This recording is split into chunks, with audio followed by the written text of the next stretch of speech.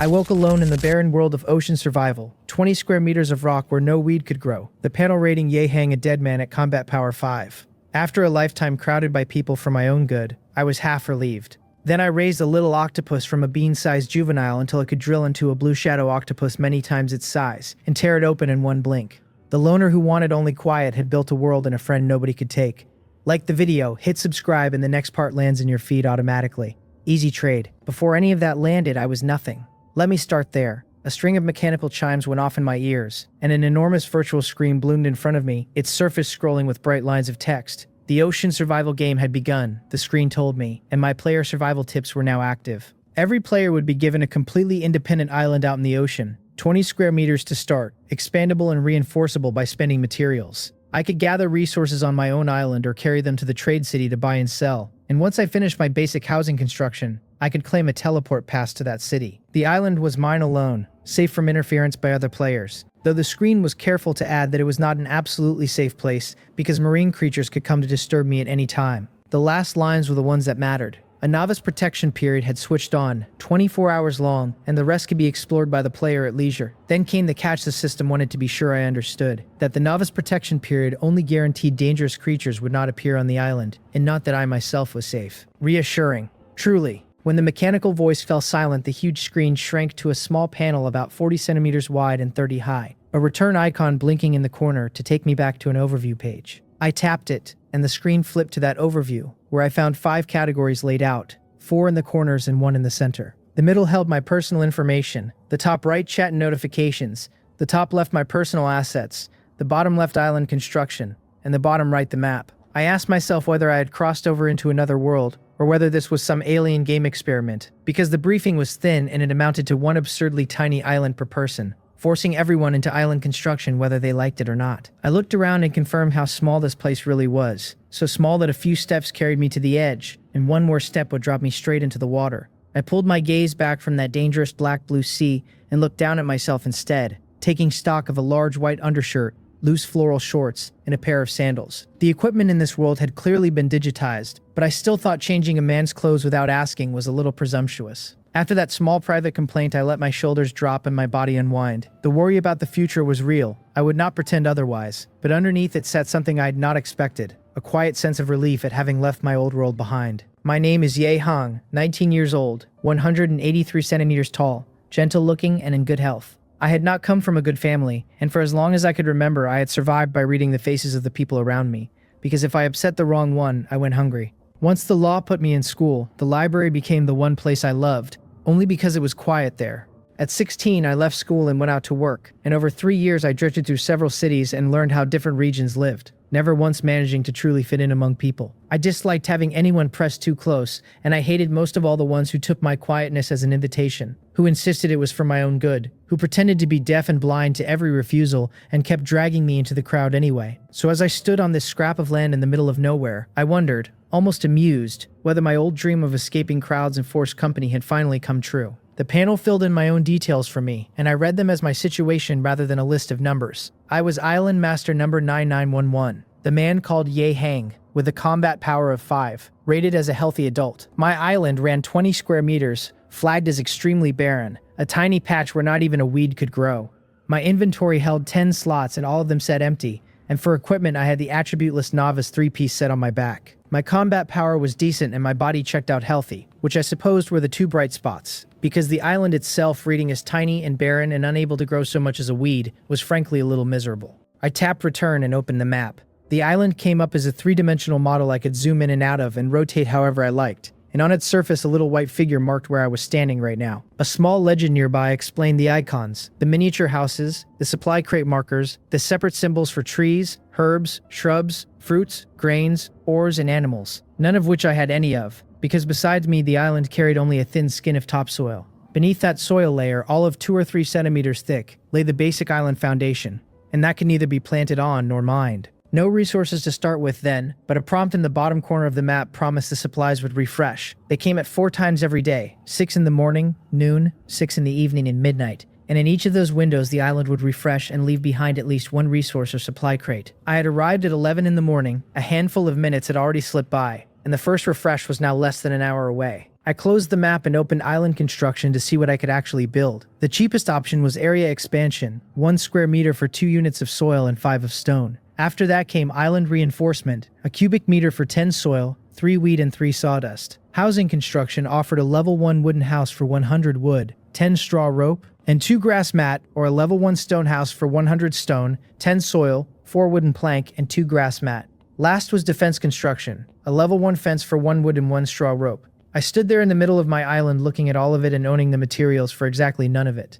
The expansion needed the fewest materials, though the catch was that any new patch came out exactly as barren as the rest, a dead surface where nothing would grow. Island reinforcement, as the panel described it, hardened the existing foundation up to level 1, and the reinforced ground gained defense, durability, and a chance for a resource level to appear on top. The wooden house and the stone house were both level 1 buildings that differed only in material, so the choice came down to what I had on hand and what I preferred. Either way, the house was a 4-meter box, 2 meters to a side, square walls of stone or wood, a pointed roof of wooden plank, and a grass mat draped over it to keep out wind and rain. The fence was a 1-meter protective barrier per unit, wooden plank 10 centimeters wide, and a centimeter thick standing a meter high, wrapped in straw rope with small gaps left between, and I could place it on any open ground on the island. None of it was happening on an empty island, so I closed the construction page and switched to personal assets. That just showed me the model of my current island again, plus the barren area readout already listed in my personal information. Nothing new.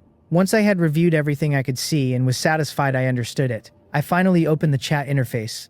I had braced myself for a wall of messages from a planet's worth of players, but instead the channel only ticked over 1 message every few seconds. The reason sat printed across the top, that each player got 1 free message a day with a limit of 50 characters, and anything over that drained ocean crystal stones by how many messages and characters I burned. Those crystal stones, the notice added, might turn up in level 2 or higher supply crates and might drop when I killed a marine creature. Reading that, I understood the comment once. It was not that everyone was reasonable, it was that most players were too afraid of the cost to post at all, or had already spent their 1 free line and now sat in silence. The player count printed beside the channel name made me stop. More than 19 billion. I counted it, then counted it again to be sure, and it still came out to a number several times larger than the entire population of the world I used to live in. That many people, and the feed still moved 1 quiet line at a time. The messages themselves were the same shape over and over, each person describing what they had been doing the instant they were pulled in. Somebody was bored out of their mind on a restricted, empty island and asked where everyone hailed from. Somebody else hit the character limit mid-sentence and picked it up in a second line, naming their home and hunting for anyone nearby.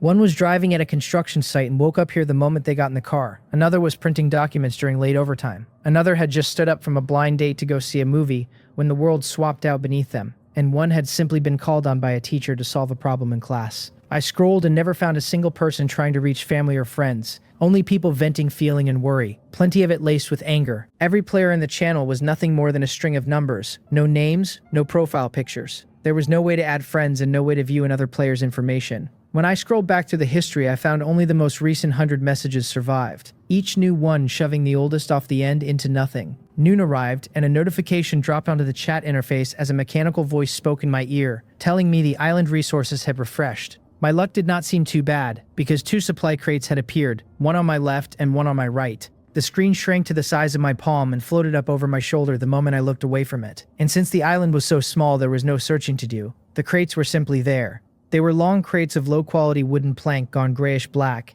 and when I looked closer, the gray and black turned out to be mold spotting the wood. Ugly, but ugly did not matter on a supply crate, because a bad shell did not mean bad contents. I squatted and opened the first 1 for 3 soil, 3 stone, 10 wood, 10 weed, 1 bread, and 1 water. The items dropping straight into my inventory while the rotten shell vanished. A decent spread of types, but thin on quantity. The second crate gave 8 soil, 10 stone. 8 wood, 9 weed, 2 bread, and 1 water, the same goods with a slightly heavier haul. Even both crates stacked together left a yawning gap between what I had and what a house demanded. I pulled out a piece of bread to try, a palm-sized lump, solid and heavy, and the first bite came back dry, hard, and flavorless. The water was a 500 milliliter bottle, and the instant I cracked the cap, a 6-hour countdown appeared. The bottle set to vanish whether I finished it or not. The same disposable trick the supply crate had pulled, the container refreshing itself out of existence the moment it was opened.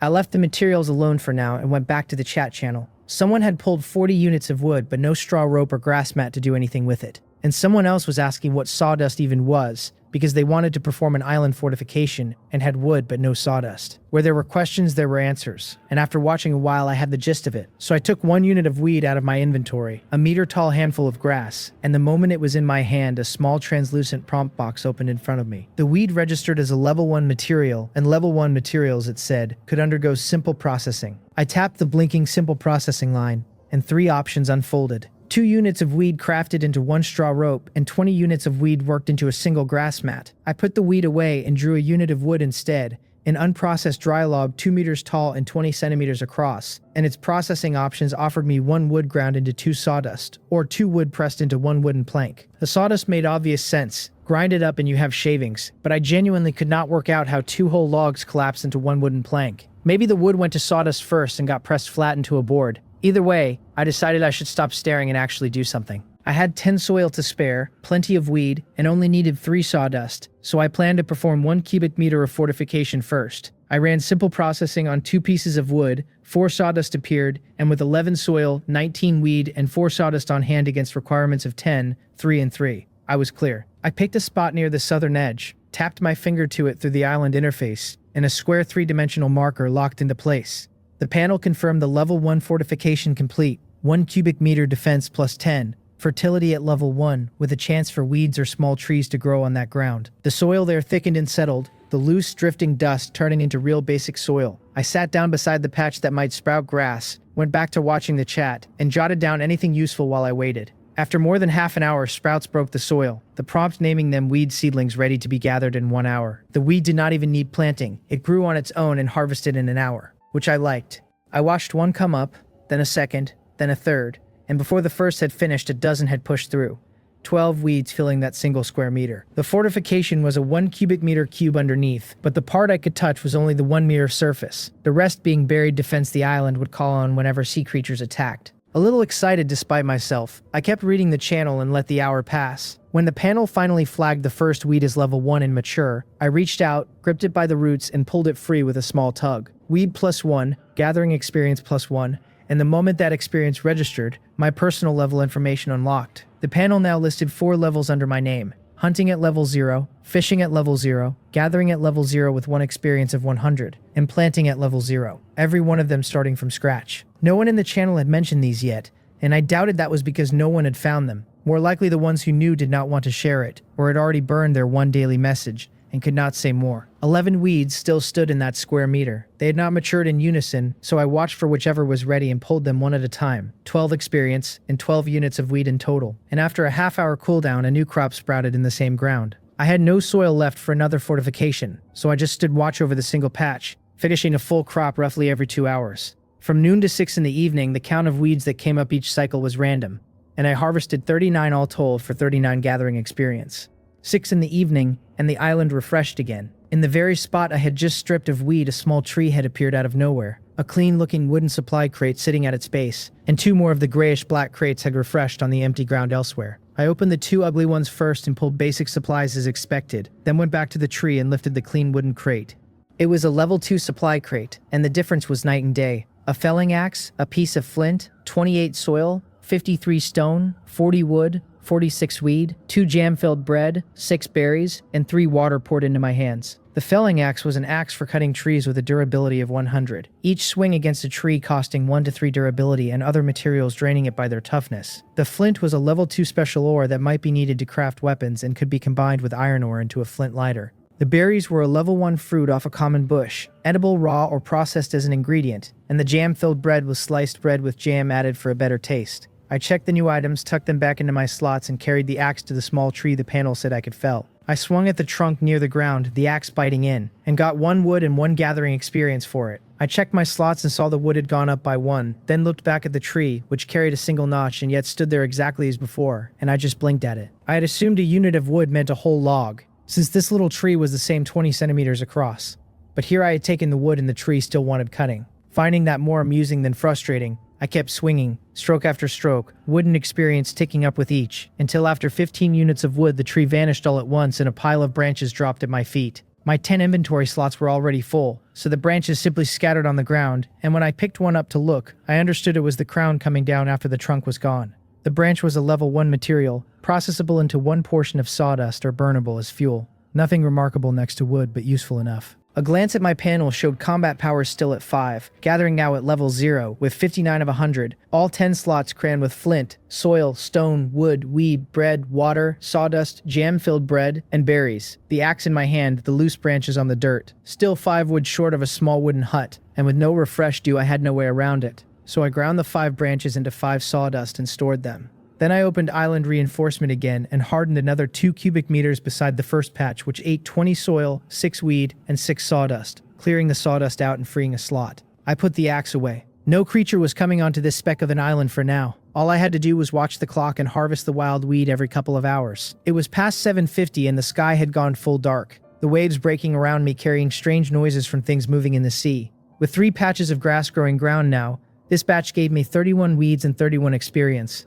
And after pulling them, I sat cross-legged on the dirt to take a short nap. My eyes had barely closed when a different sprout poked up from one of the patches, a tree this time, and through the night its trunk and branches twisted up fast. The rustle of leaves in the wind woke me, the round moon just lifting into the eastern sky, and I looked at the level 1 small tree under that cold light and smiled, because a tree meant wood, and enough wood meant a house. Even with the novice protection period running, sitting on a scrap this small with the waves and the sea things hissing all around, still left me feeling exposed, and I wanted walls. The tree took the same span the weeds did to grow, and only one could stand on a single square meter. By 9:30 it had hit its limit and turned harvestable, so I swung the axe and the first wood dropped into my slot. For the house that was almost mine I chopped away gladly, and after 11 wood the tree disappeared, leaving 3 scattered branches behind. My house. Finally, I stopped fussing over experience and leveling and got the materials ready. 2 weed made 1 straw rope and I needed 10, so 20 weed, and 20 weed made 1 grass mat and I needed 2. So another 40 and I had weed to spare. With 106 wood, 10 straw rope, and 2 grass mat against requirements of 110 and 2, the level 1 wooden house was finally buildable.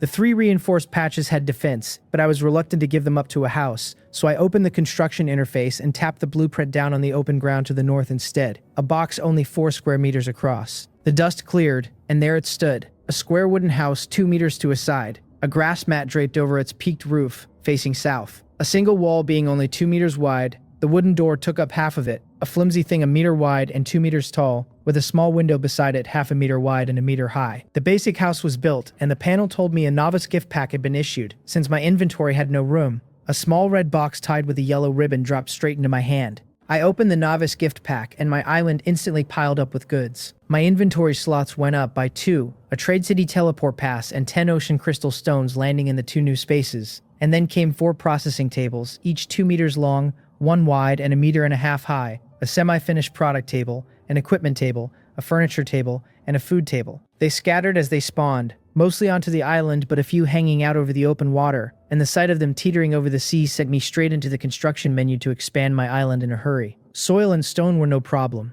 23 and 86 against requirements of 2 and 5. So with no time to deliberate, I expanded 10 units at once, a 10 square meter semicircle, and the processing tables were safe. Lesson learned. Next time I open a gift pack, I clear inventory space first. I set a few things down inside the house, then went out and gathered all 4 processing tables, nudging them into position in a ring around the building. Once they were arranged, I finally pulled the weed from the 2 remaining patches, 21 weeds and 21 experience. My gathering experience had reached 125 of 100 now, so I tapped the item and chose to upgrade. Gathering rose to level 1, combat power +1, the bar resetting to 25 of 200. The upgrade took 1 click, but the moment it landed my body changed with it, and when I took the felling axe and swung, I could feel the speed and strength in it. My hearing and sight sharper too. The combat power had only climbed by a single point, but I had started with just 5, so that 1 point was 1/5 of everything I had, and the cost was that the experience needed for the next jump had doubled. Time to see what these tables could actually make, and I went down the line of them one at a time. The semi-finished product table held the basics for now.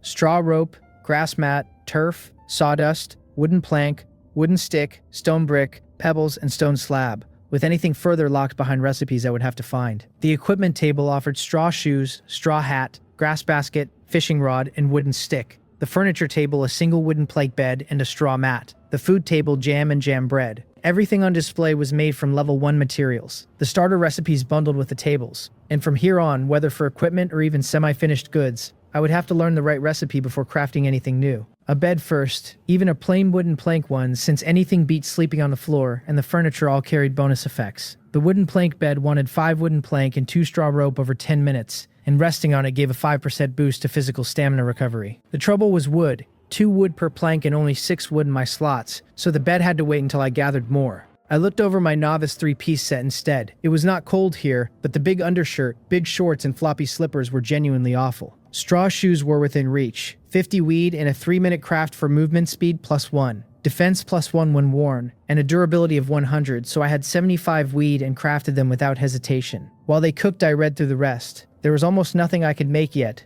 especially in weapons, only a wooden stick, and that wanted 10 wood I did not have. The fishing rod and fish basket were fishing tools, but the level 1 fishing rod called for coarse thread I had not seen anywhere. 3 minutes later the craft finished, and at the equipment table the straw shoes floated above the surface wrapped in a ball of light. I took them, the panel naming them level 1 equipment. Speed +1, durability 100. I squeezed them in my hands, the weave rough but the finished texture honestly decent, then set them down, pulled my feet from the slippers, and put them on. The instant both feet were in, the slippers refreshed and disappeared like every other piece of packaging, and the new shoes were so much better that I hopped in place a few times, just to feel them. I confirmed the beginner equipment would always vanish the moment it was swapped, so I stopped worrying about losing the set, already looking forward to making a bed once the midnight refresh handed me wood, and wondering if it would feel as good to lie on as the shoes felt to wear. I went back to the chat channel and watched the others talk, and just before midnight I pulled the 28 weeds that had grown in the dirt. Weed and experience credited, the clock reading 8 minutes to 12. Their channel was lively. Sitting against the rough plank wall outside the house, I watched the feed start to race as midnight closed in, scrolling too fast to read before it shot off the top, so I gave up on it for the moment. I opened my inventory instead and found the 2 gift pack items I had forgotten to inspect, while I was busy hauling tables around. The ocean crystal stone was a transparent teardrop crystal, energy drawn from the ocean and the common currency of Trade City, and I turned it over once and put it away. The other was a card the size of the identification card I used to carry, a city map on the front, a full-body projection of myself on the back beside my player number. The Trade City Teleport Pass, a unique item, let me use its teleport function to enter Trade City for 10 ocean crystal stones, with no cost to teleport back to the island. So the pass was a portable teleporter, and I could jump to Trade City right now if I wanted. I did not want to, and could not afford to anyway. I had only 10 crystal stones, and going would just be to barter with other players, but my materials were still thin, and I could not yet say what I needed most. Midnight, and the 3 patches I had cleared 10 minutes earlier sprouted instantly, 2 with small trees and 1 with 8 weeds. 3 supply crates came with this refresh, 1 level 1 on the ground and 2 level 2 perched on my roof and on the semi-finished processing table. Of course they spawned on the roof. Why not? I took out a piece of wood, knocked the crate off the roof so it dropped to the ground, and opened it first, finding a pickaxe inside along with 20 soil, 33 stone, 61 wood, 45 weed, 2 bread, and 3 water. No ore had refreshed on my island yet, so I set the pickaxe inside the house. The level 2 crate on the processing table was generous. 6 ocean crystal stones, a level 1 fishing rod, 3 level 1 bait, 30 soil, 48 stone, 26 wood, 39 weed, 5 bread, and 4 water, and the level 1 crate on the ground held only the usual basics. With no room in my slots, I put the fishing rod in the house too. My inventory now carried the pass, 16 ocean crystal stones, the flint, 3 level 1 bait, 58 soil, 102 to 2 stone, 102 wood, 144 weed, 13 bread, 16 water, 2 jam-filled bread, and 6 berries, every slot full again. I ate a jam-filled bread and a bottle of water until I was full, then went to chop trees. The 3 patches gave me 22 wood, 7 branch, and 8 weed, and with the patches cleared, I set up the single wooden plank bed first. 5 wooden plank and 2 straw rope, which cost 10 wood and 4 weed to process, and would need another 10 minutes to finish. While it cooked, I pulled materials. 20 soil and 50 stone expanded the island to 40 square meters, leaving me 38 soil. I could have pushed the area further, but to actually develop, I knew I could not chase size alone. I had to raise quality too, so with 38 soil, plenty of weed, and 9 sawdust ground from 7 branches, and a log, I reinforced 3 more cubic meters on top of the existing foundation, because only level 1 reinforced ground would refresh plants and pay out gathering experience and materials at all. By the time everything was adjusted, the bed was done, stamina recovery plus 5% when resting on it, durability a low 30. I ate a jam-filled bread, carried the bed inside, and set it against the wooden wall where it fit perfectly at 60 centimeters wide and a full 2 meters long. The planks were still rough, so I crafted a straw mat to go with it. 100 weed over 3 minutes for a mattress that added another 5% to stamina recovery. 3 minutes later, I spread the mat on the bed and lay down. And the difference the moment my back touched it was real. And I could not sleep. I had figured I would drop off fast, but my body relaxed while my brain stayed wide awake, restless and oddly energized. Since lying there was useless, I opened the channel again and just read in the dark. Even one message per person kept it lively. The lucky ones, the players the rest were already calling European emperors, were being told to stop showing off, while the poor masses could not scrape together 100 wood. One person had a single level 1 crate at a time, and just 26 wood total, and wanted to know how long a house was supposed to take. Someone confirmed reinforced island ground grew weeds or small trees after half an hour idle. Someone had reinforced 2 plots and gotten ore piles they could not mine without a pickaxe. Someone had the pickaxe but no ore piles, and a string of the lucky ones bragged about cabins, 50 square meters of area, and 5 reinforced plots. I watched it scroll and slowly went drowsy, thinking, just before sleep took me, that maybe my own luck was not so bad either.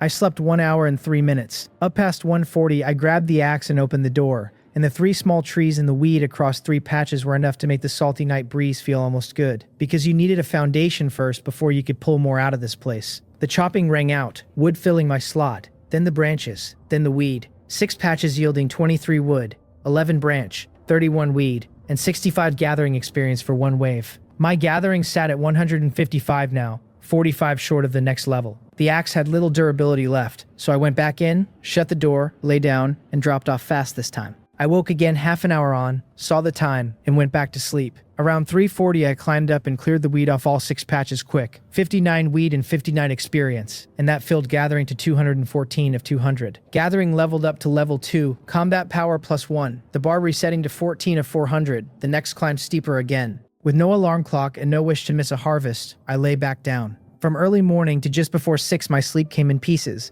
A harvest at 1:50, another at 3:40, another at 5:30.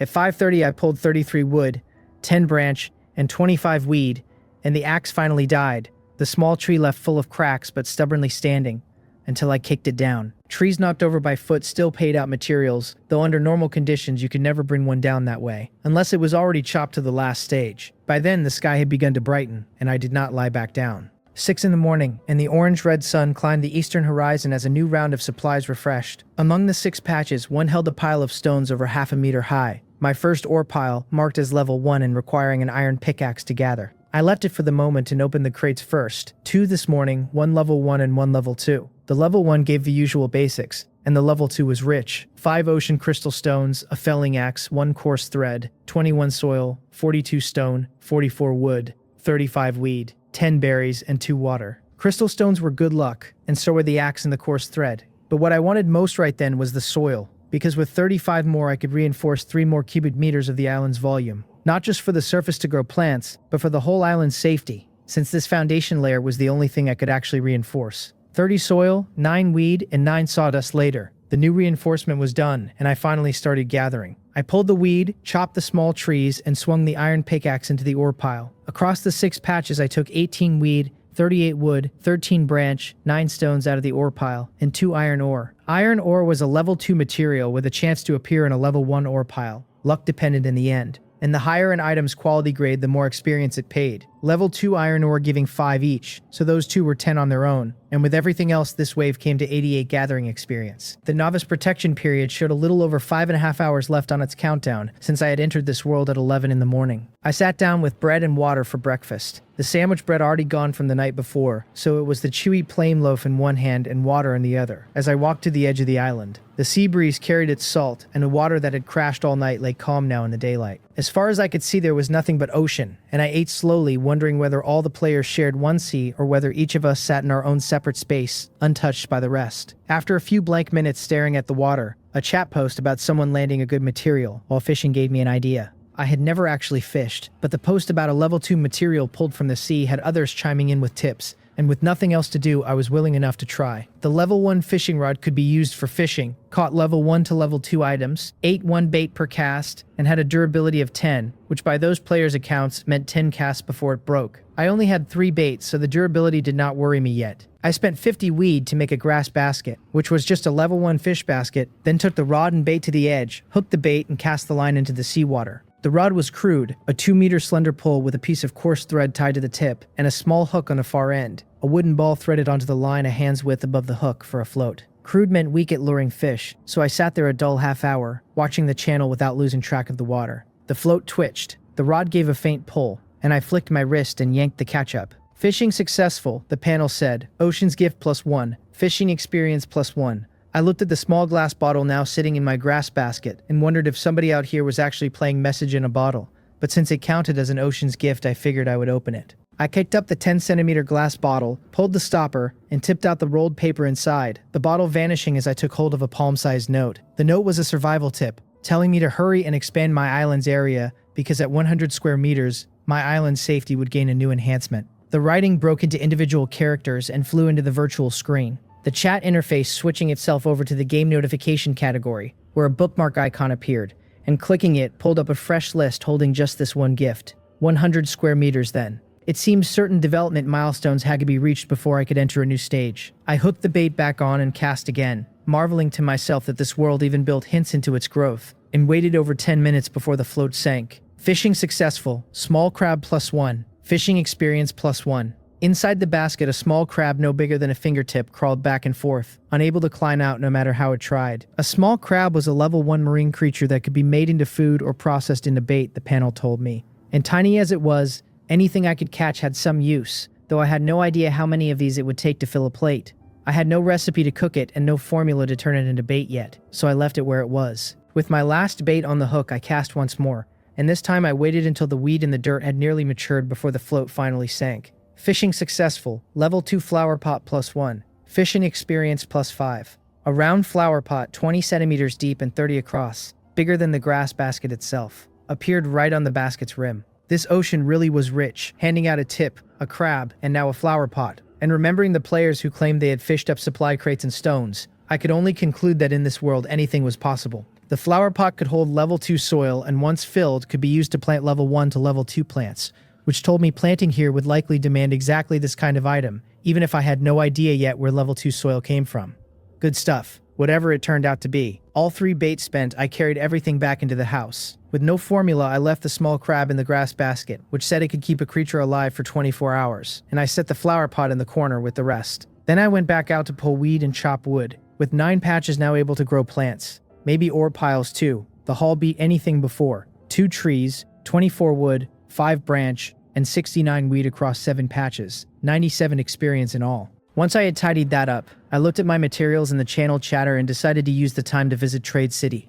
I still had novice protection left and had just finished a round of gathering, so I had room to get back before 11. Pass in hand, I chose to teleport, and 10 ocean crystal stones dropped from my inventory as the world swapped out in an instant. With no discomfort at all, around me stood a city of more than a dozen massive buildings, and a sweep of scenic landscapes. Everywhere I looked, there were players and novice sets, some greeting strangers with too much enthusiasm, some watching cautiously, some wide-eyed and curious whether any of it was real. And I felt much the same, but I had no time to loiter. I walked straight along the direction my map gave me and found the tallest, largest building of all, the trade market, climbing the dozen-odd steps and passing through the main gate into a front hall vaster than some city park squares I had stood in. The moment I crossed the threshold, a mechanical prompt told me a first-time player needed identity binding, a translucent screen rising in front of me with everything already labeled, asking only for my finger to confirm. Once I did, the system announced that Island Master number 9911 had arrived at the trade market for the first time, and that I could now check my location on the map along with all public information about the place.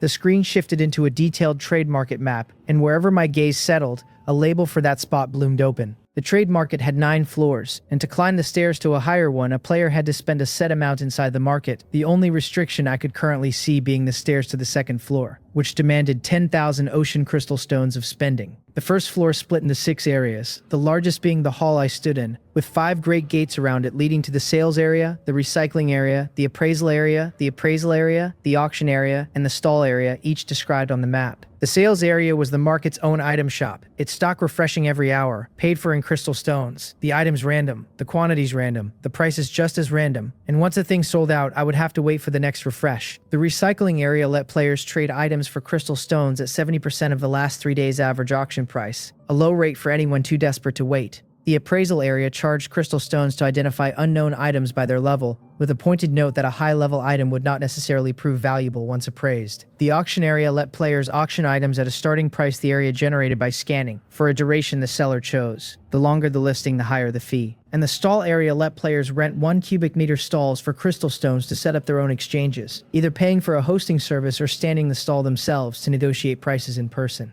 I read the map and walked straight into the stall area. The auction area was convenient, but nobody had many crystal stones yet, and what I needed was soil, a basic expansion material, so a stall suited me better. Through the gate stood rows upon rows of partitioned stalls, each only a cubic meter 2-meter paths running between the rows, busy with people coming and going but not yet crowded. The shouting hit me first. Sellers hawking soil at 1 crystal stone a portion, buyers calling for wood and any material going, others bawling for fish and bait and shrimp and crabs and every kind of meat, even bugs. The one mercy was the rules of the place. No fighting allowed and no getting too close to another player. And though the noise gave me a headache, I was deeply grateful for the setting that kept people out of arm's reach, which suited me better than it would have suited almost anyone. With half an hour left before I had to be back, I checked the stalls near the gate one by one. Someone was selling 100 wood at 2 weed per wood, someone selling 200 weed at 1 wood per weed, someone offering 3 iron ore at 50 wood or 50 weed each, someone buying 100 wood and paying 10 wood for a soil, weed, or stone, someone buying 30 soil and giving 5 wood, weed, or stone per soil, someone selling 3 level 1 bait at 2 soil each. Each stall could post at most 2 buy or sell lines and set up to 3 exchange items. And after a while I had the rough rates. 1 soil running about 7 of wood, weed, or stone, with a few people pricing things absurdly low but most just taking the middle. Passing an empty stall, I saw the rental terms: 2 buy or sell slots for 1 crystal stone an hour, materials returned automatically when the time ran out, and a hosting mode for 1 more crystal stone an hour that mailed sold goods to the owner and mailed unsold ones back at the end. If I sold in person, items returned to my inventory at the close, and if my inventory was full, they would be held at the stall area gate for a paid pickup, the fee rising the longer they sat. Anything not collected within 3 days simply recycled.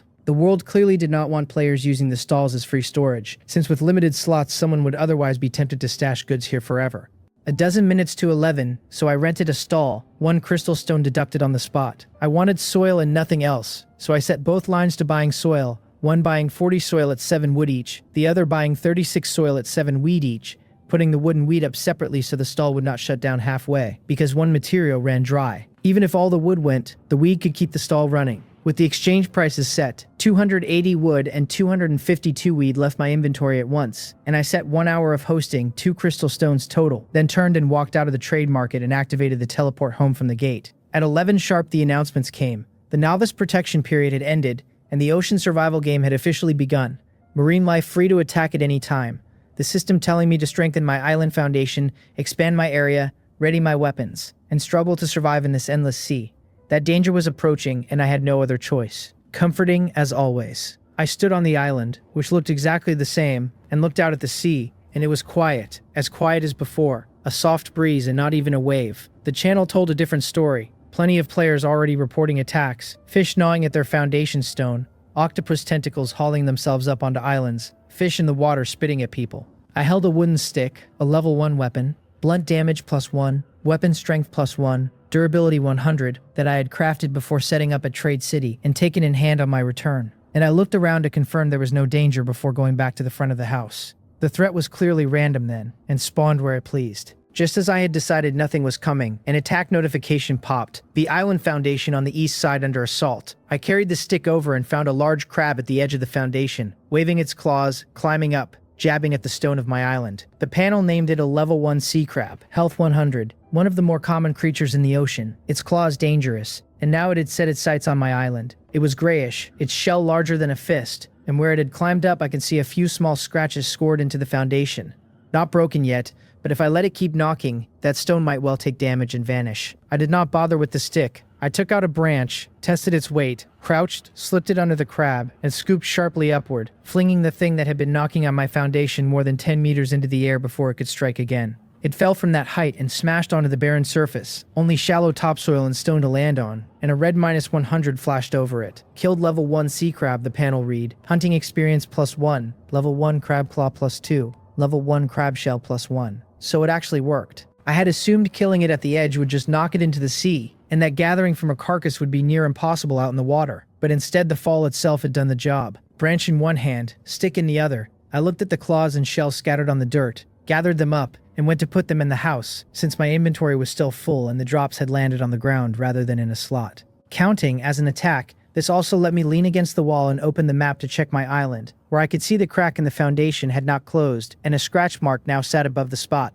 The initial island foundation, the panel explained, could not have its damage repaired directly, but the damage would clear automatically when the area was reinforced. With no level, it could not be repaired, so I had to wait for reinforcement and a second attack before then would carry the existing damage forward and break the stone faster. I closed the map and went to gather, the weed already mature. Weed, wood, branch, and after clearing all 9 plots, I had 111 gathering experience. 33 wood, 7 branch, and 71 weed. I had just ground the branch into sawdust when a notification came. An email from Trade City that extracted its contents automatically when I opened it. 76 soil. The items I had been buying at the market had all traded, the message said, and the stall had ended. The soil I wanted had sold out in under an hour, so the stall closed early, and looking at the 81 soil now in my inventory, I decided to wait, to let the noon resources refresh before choosing whether to expand or to reinforce, since noon was not far off. As the notification cleared, I looked at the 4 chest icons on the map and could not keep the smile off my face. 4 supply crates, 2 level 1 and 2 level 2. The first level 2 gave 8 ocean crystal stones, a flint, 31 soil, 36 stone,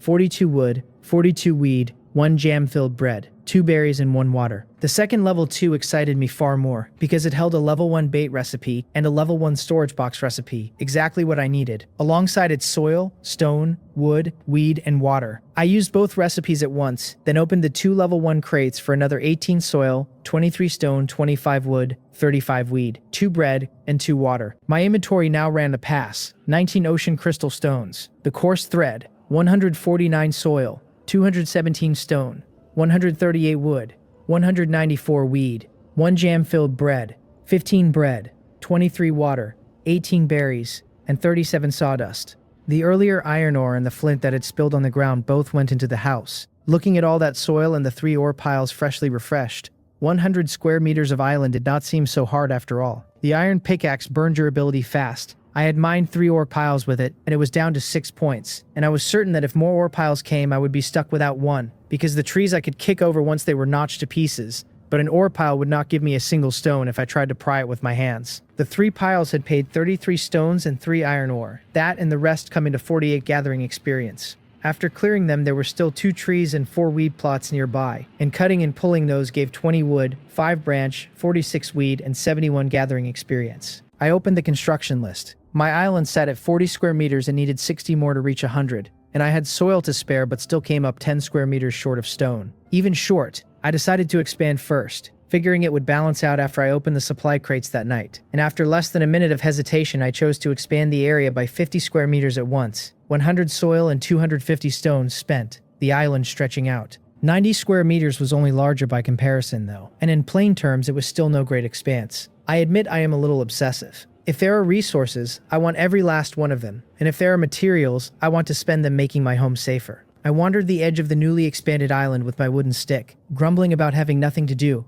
half hoping some cultivation system might turn up to fill the dead hours, then went to the processing table to check the 2 recipes from the crate. Bait was made at the food processing table, and the level 1 bait recipe took 1 level 1 marine creature limb part, fish caught in the sea or a kill drop both working. I had 1 small crab, 2 crab claw, and 1 crab shell at home, so I carried them over and crafted 4 slightly different portions of bait. I wanted to go fishing, but was in no rush, so I stepped to the furniture table for the other recipe. The level 1 storage box took 100 wood over 10 seconds. A 1x1 box with a built-in 6-slot storage cabinet, each slot holding up to 999 of an item. And as a household storage tool, it was something I badly needed, so with 158 wood on hand, I made it on the spot and set it inside the house. 5 iron ore, 2 flint, 15 bread, 23 water, 18 berries, and 1 coarse thread went into the box's 6 slots, and storing them cleared 6 spaces in my inventory at a stroke. I dropped the level 1 bait into a slot, took the fishing rod and fish basket, and walked to the edge of the island again. The channel had turned grim while I worked. Someone had noticed the player count,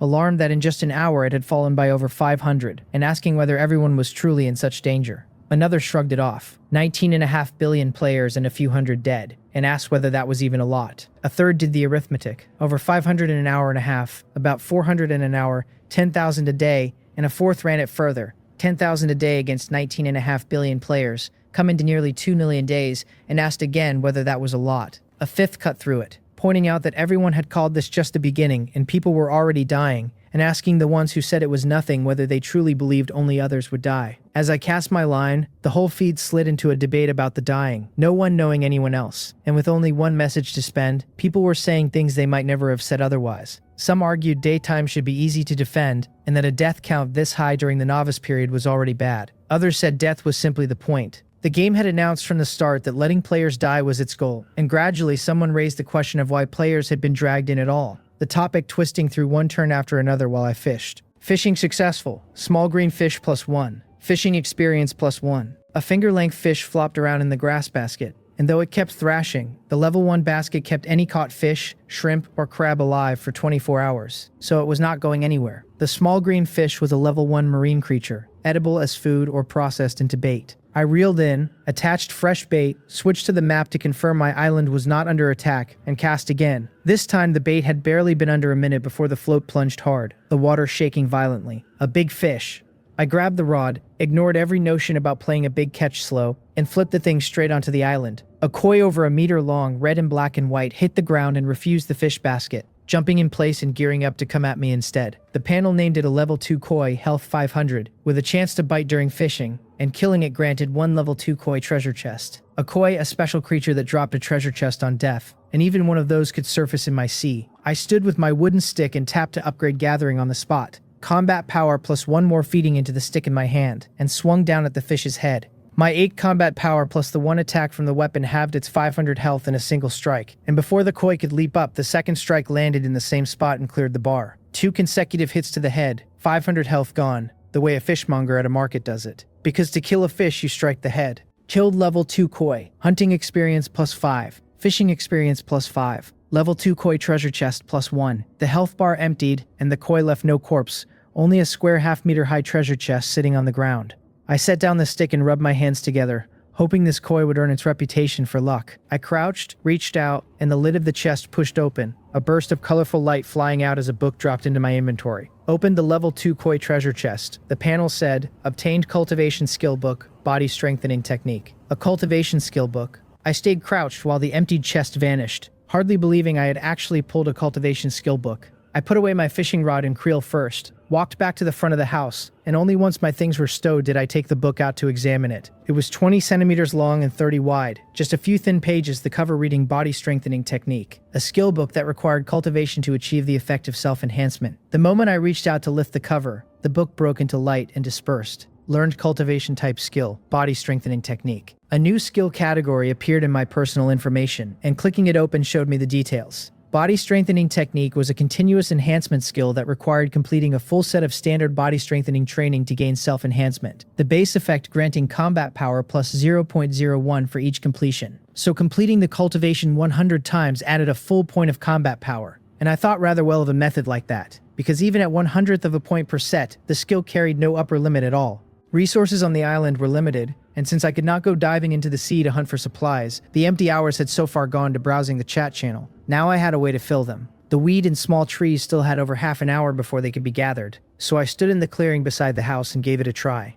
Following the standard movements the skill demonstrated, I managed the first 2 passably, and on the third, I locked up completely as my inner thigh cramped. 108 movements, and I wondered whether I would finish them all today. After a short recovery, I let out a breath and pushed through the third, watched the progress bar in the skill prompt light up, and moved on to the fourth. The 108 movements had to be done in order, every single one to standard, and the difficulty was genuinely high. The one mercy was that I could pause to do other things, since as long as no movement sat more than an hour apart, I would not have to start over. My pace was crawling, so slow I looked like I was lagging, adjusting and readjusting, and it was 1:45 before I had managed only 6. Sore, aching, tingling, numb, exactly what I would expect from a training technique. I grabbed the felling axe and walked toward the small trees, now ready to gather, shaking my arms to throw off the numbness. Before the cultivation technique, my 3 points of combat power had all come from leveling gathering, which raised the stat directly, and back then I had only watched the numbers shift in my info, and felt the strength through running, jumping, punching, and kicking.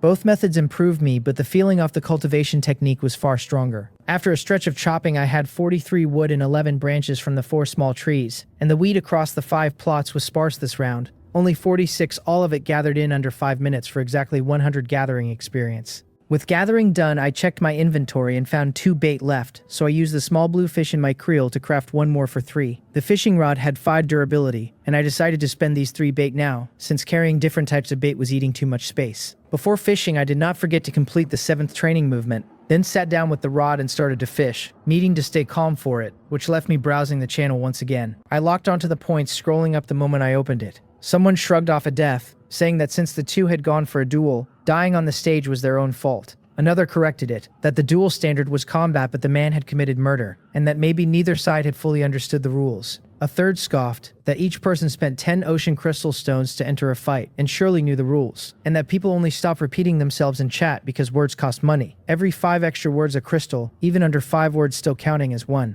The thread tallied the spenders, who had burned 4 crystals and who had burned 1, and then asked, half disgusted, why anyone would duel at all, whether they were tired of living, since Trade City was supposed to be for selling things, and here someone was selling his life. The topic rolled on, a few repeating player numbers suggesting those particular players had a fair store of crystal stones to spend. My attention had caught on the duel, and the death on the stage. Among the buildings of Trade City, there really was a training ground, not a single place but a massive structure holding many training areas and stages. As I fished and watched, someone soon reported that those two had dueled for nothing more than 1, looking at the other the wrong way on the street. No friends, no free chat, and yet a man could still lose his life over a dirty look, which I had to admit was really something. Everyone sat on their own island handling their own development, going to the trade market when they needed to buy, never able to so much as touch another player. And from everything I currently knew, the one place a person could actually interact with another was the training ground. The map on my pass showed its offerings included cooperative training as well as stage duels. But whether the training ground or the stage, a player had to pay ocean crystal stones to open a temporary, time-limited usage area. In a little over half an hour, I pulled 3 different things out of the sea, one after another, the panel calling each one a successful catch, and crediting a point of fishing experience along with the goods. The first was a small soil gift pack, and when I opened it, the thing handed me exactly 3 pieces of soil, which made the name honest if nothing else.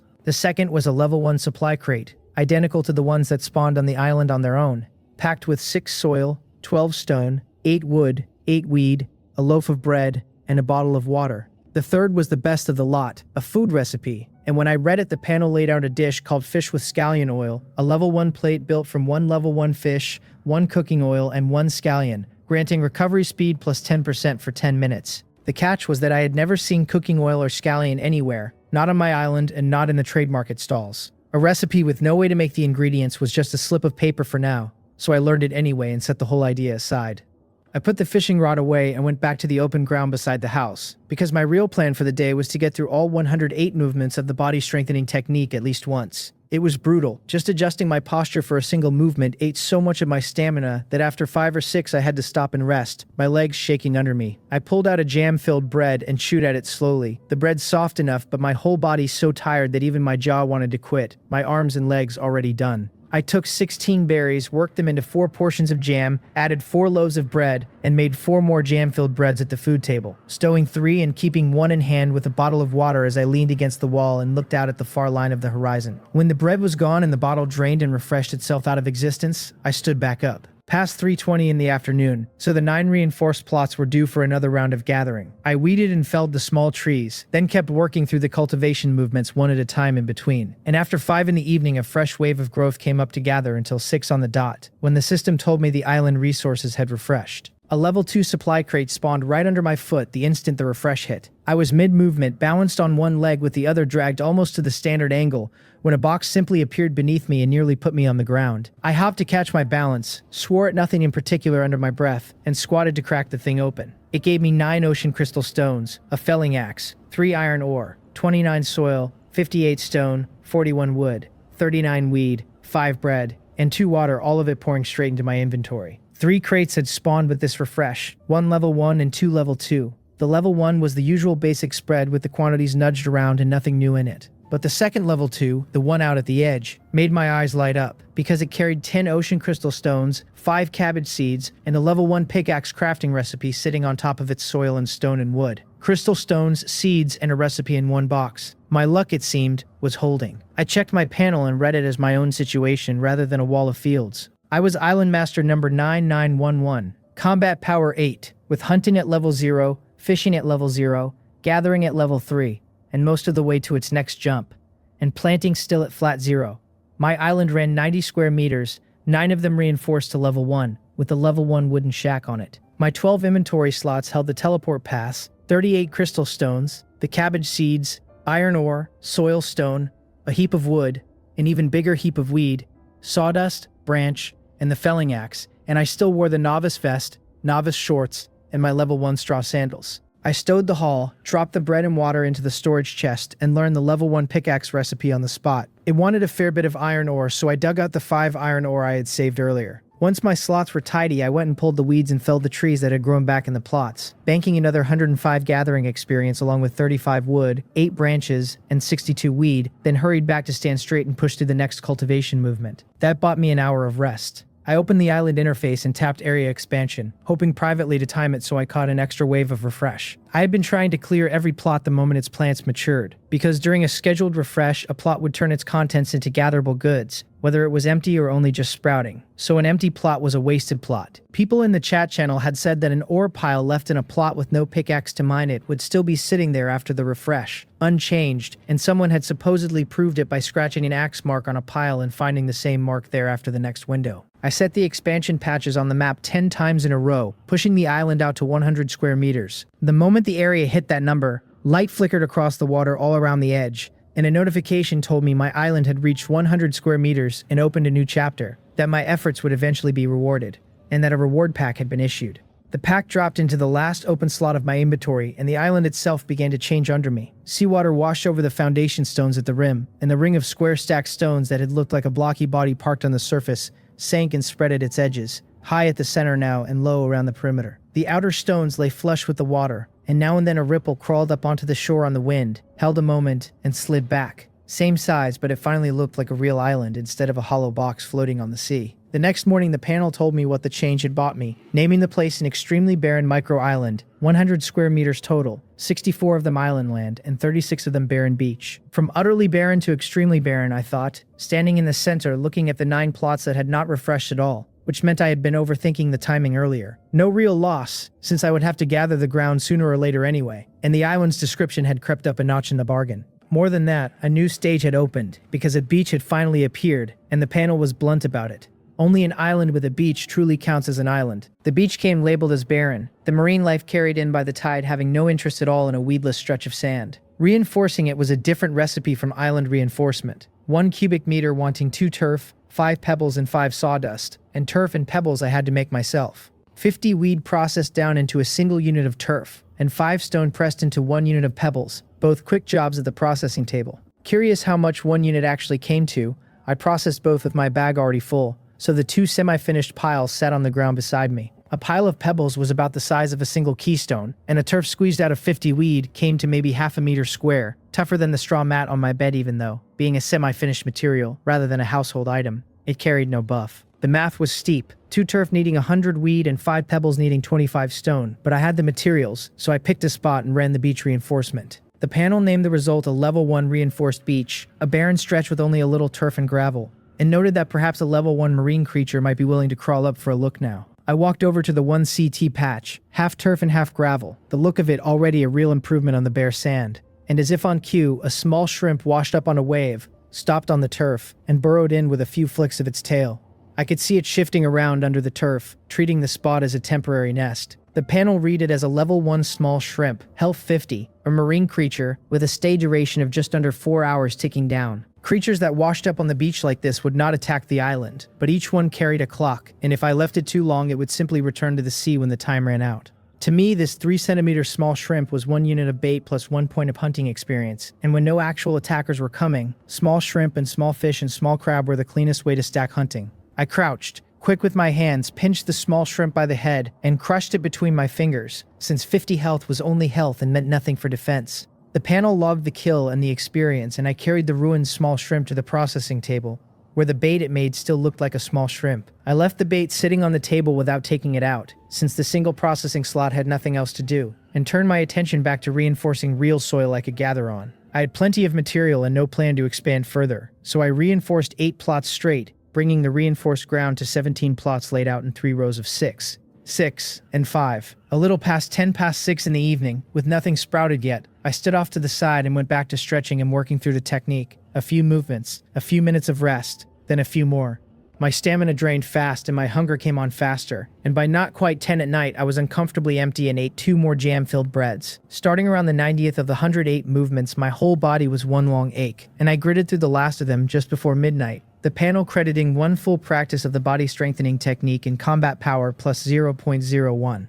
1/100th of a point. My personal information only displayed whole numbers, so it still read combat power 8, unchanged, but it would not stay 8 for long. In between movements, I had harvested every plot as it came due, once around 750 and again around 940, and with 17 plots the materials and experience ran far higher than before. With 5 minutes left to midnight, I finally sat down on the dirt to rest, having pulled 216 wood, 59 branches, and 311 weed across 3 harvests, for 586 gathering experience. In a day and a half, gathering had clearly been the easiest of everything to grind, and the bar told me as much. Sitting full again at level 3. I tapped level up. Gathering rose to level 4, combat power +1, the bar resetting low into its new ceiling, and my combat power climbed to 9, almost double what I had started with. Sitting there looking up at the risen moon, it struck me how fast this day and a half had gone. Then a less dignified problem arrived.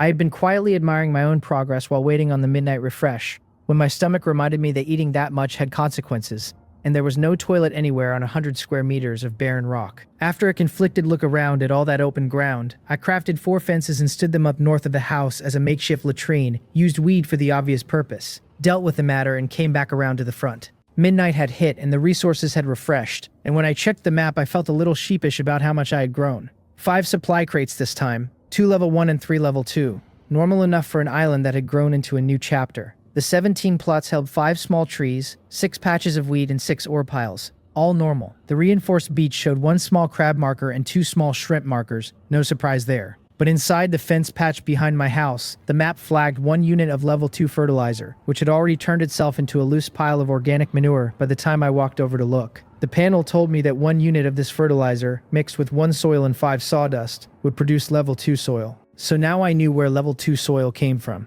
The route to that knowledge had required some strength of character, and I decided this counted as an unexpected harvest, even if I would rather not dwell on how I had earned it. I ignored the pile of manure for the moment, and walked the small patch of beach first, catching 1 crab and 2 shrimp for 3 hunting experience, before coming back to the house. The level 1 pickaxe wanted 10 wood and 5 iron ore, easy enough since I had iron ore saved, so I set it crafting on its 3-minute timer and turned around to pull weed. The 6 plots gave a generous 71 stalks this time. The 5 small trees yielded 49 wood and 12 branches when felled, and by the time I had cleared the lot, the pickaxe was ready to take out and use.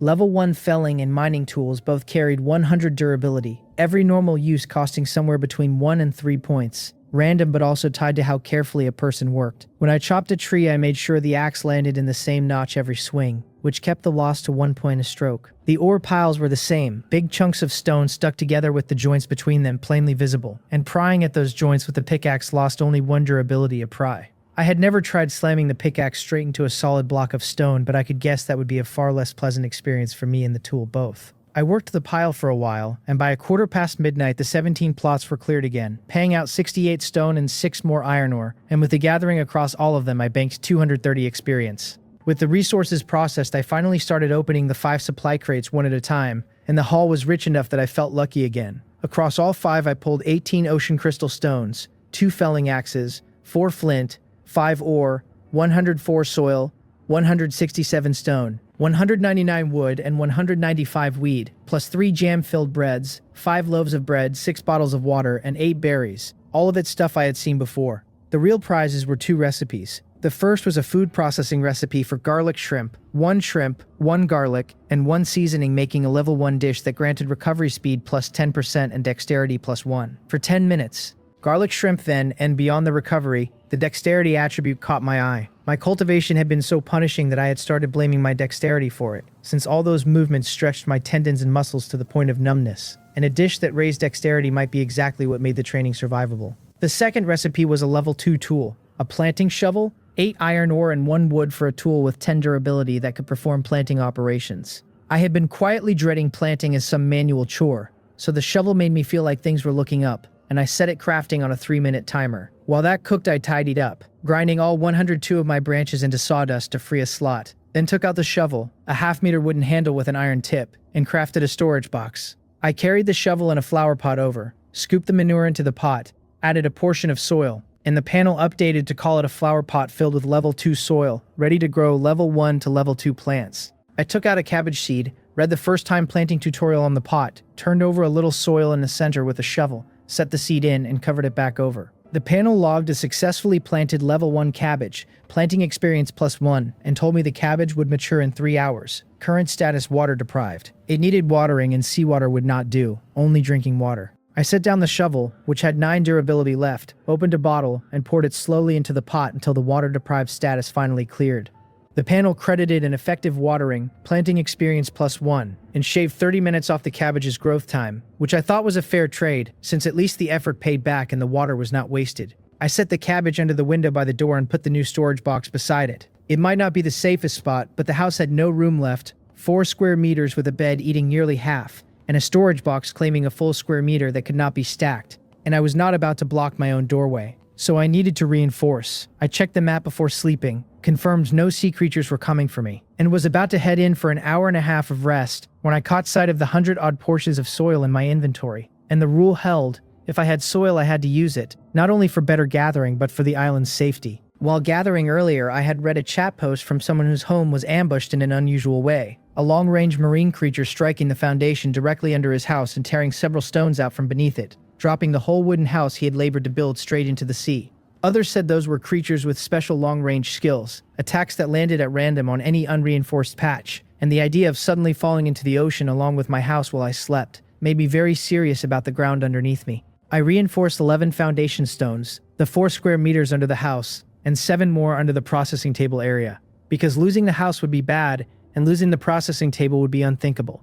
And after that, there was still 1 unreinforced spot left in the processing table area for later. Foundation reinforced. I told myself to sleep, went inside, and lay down.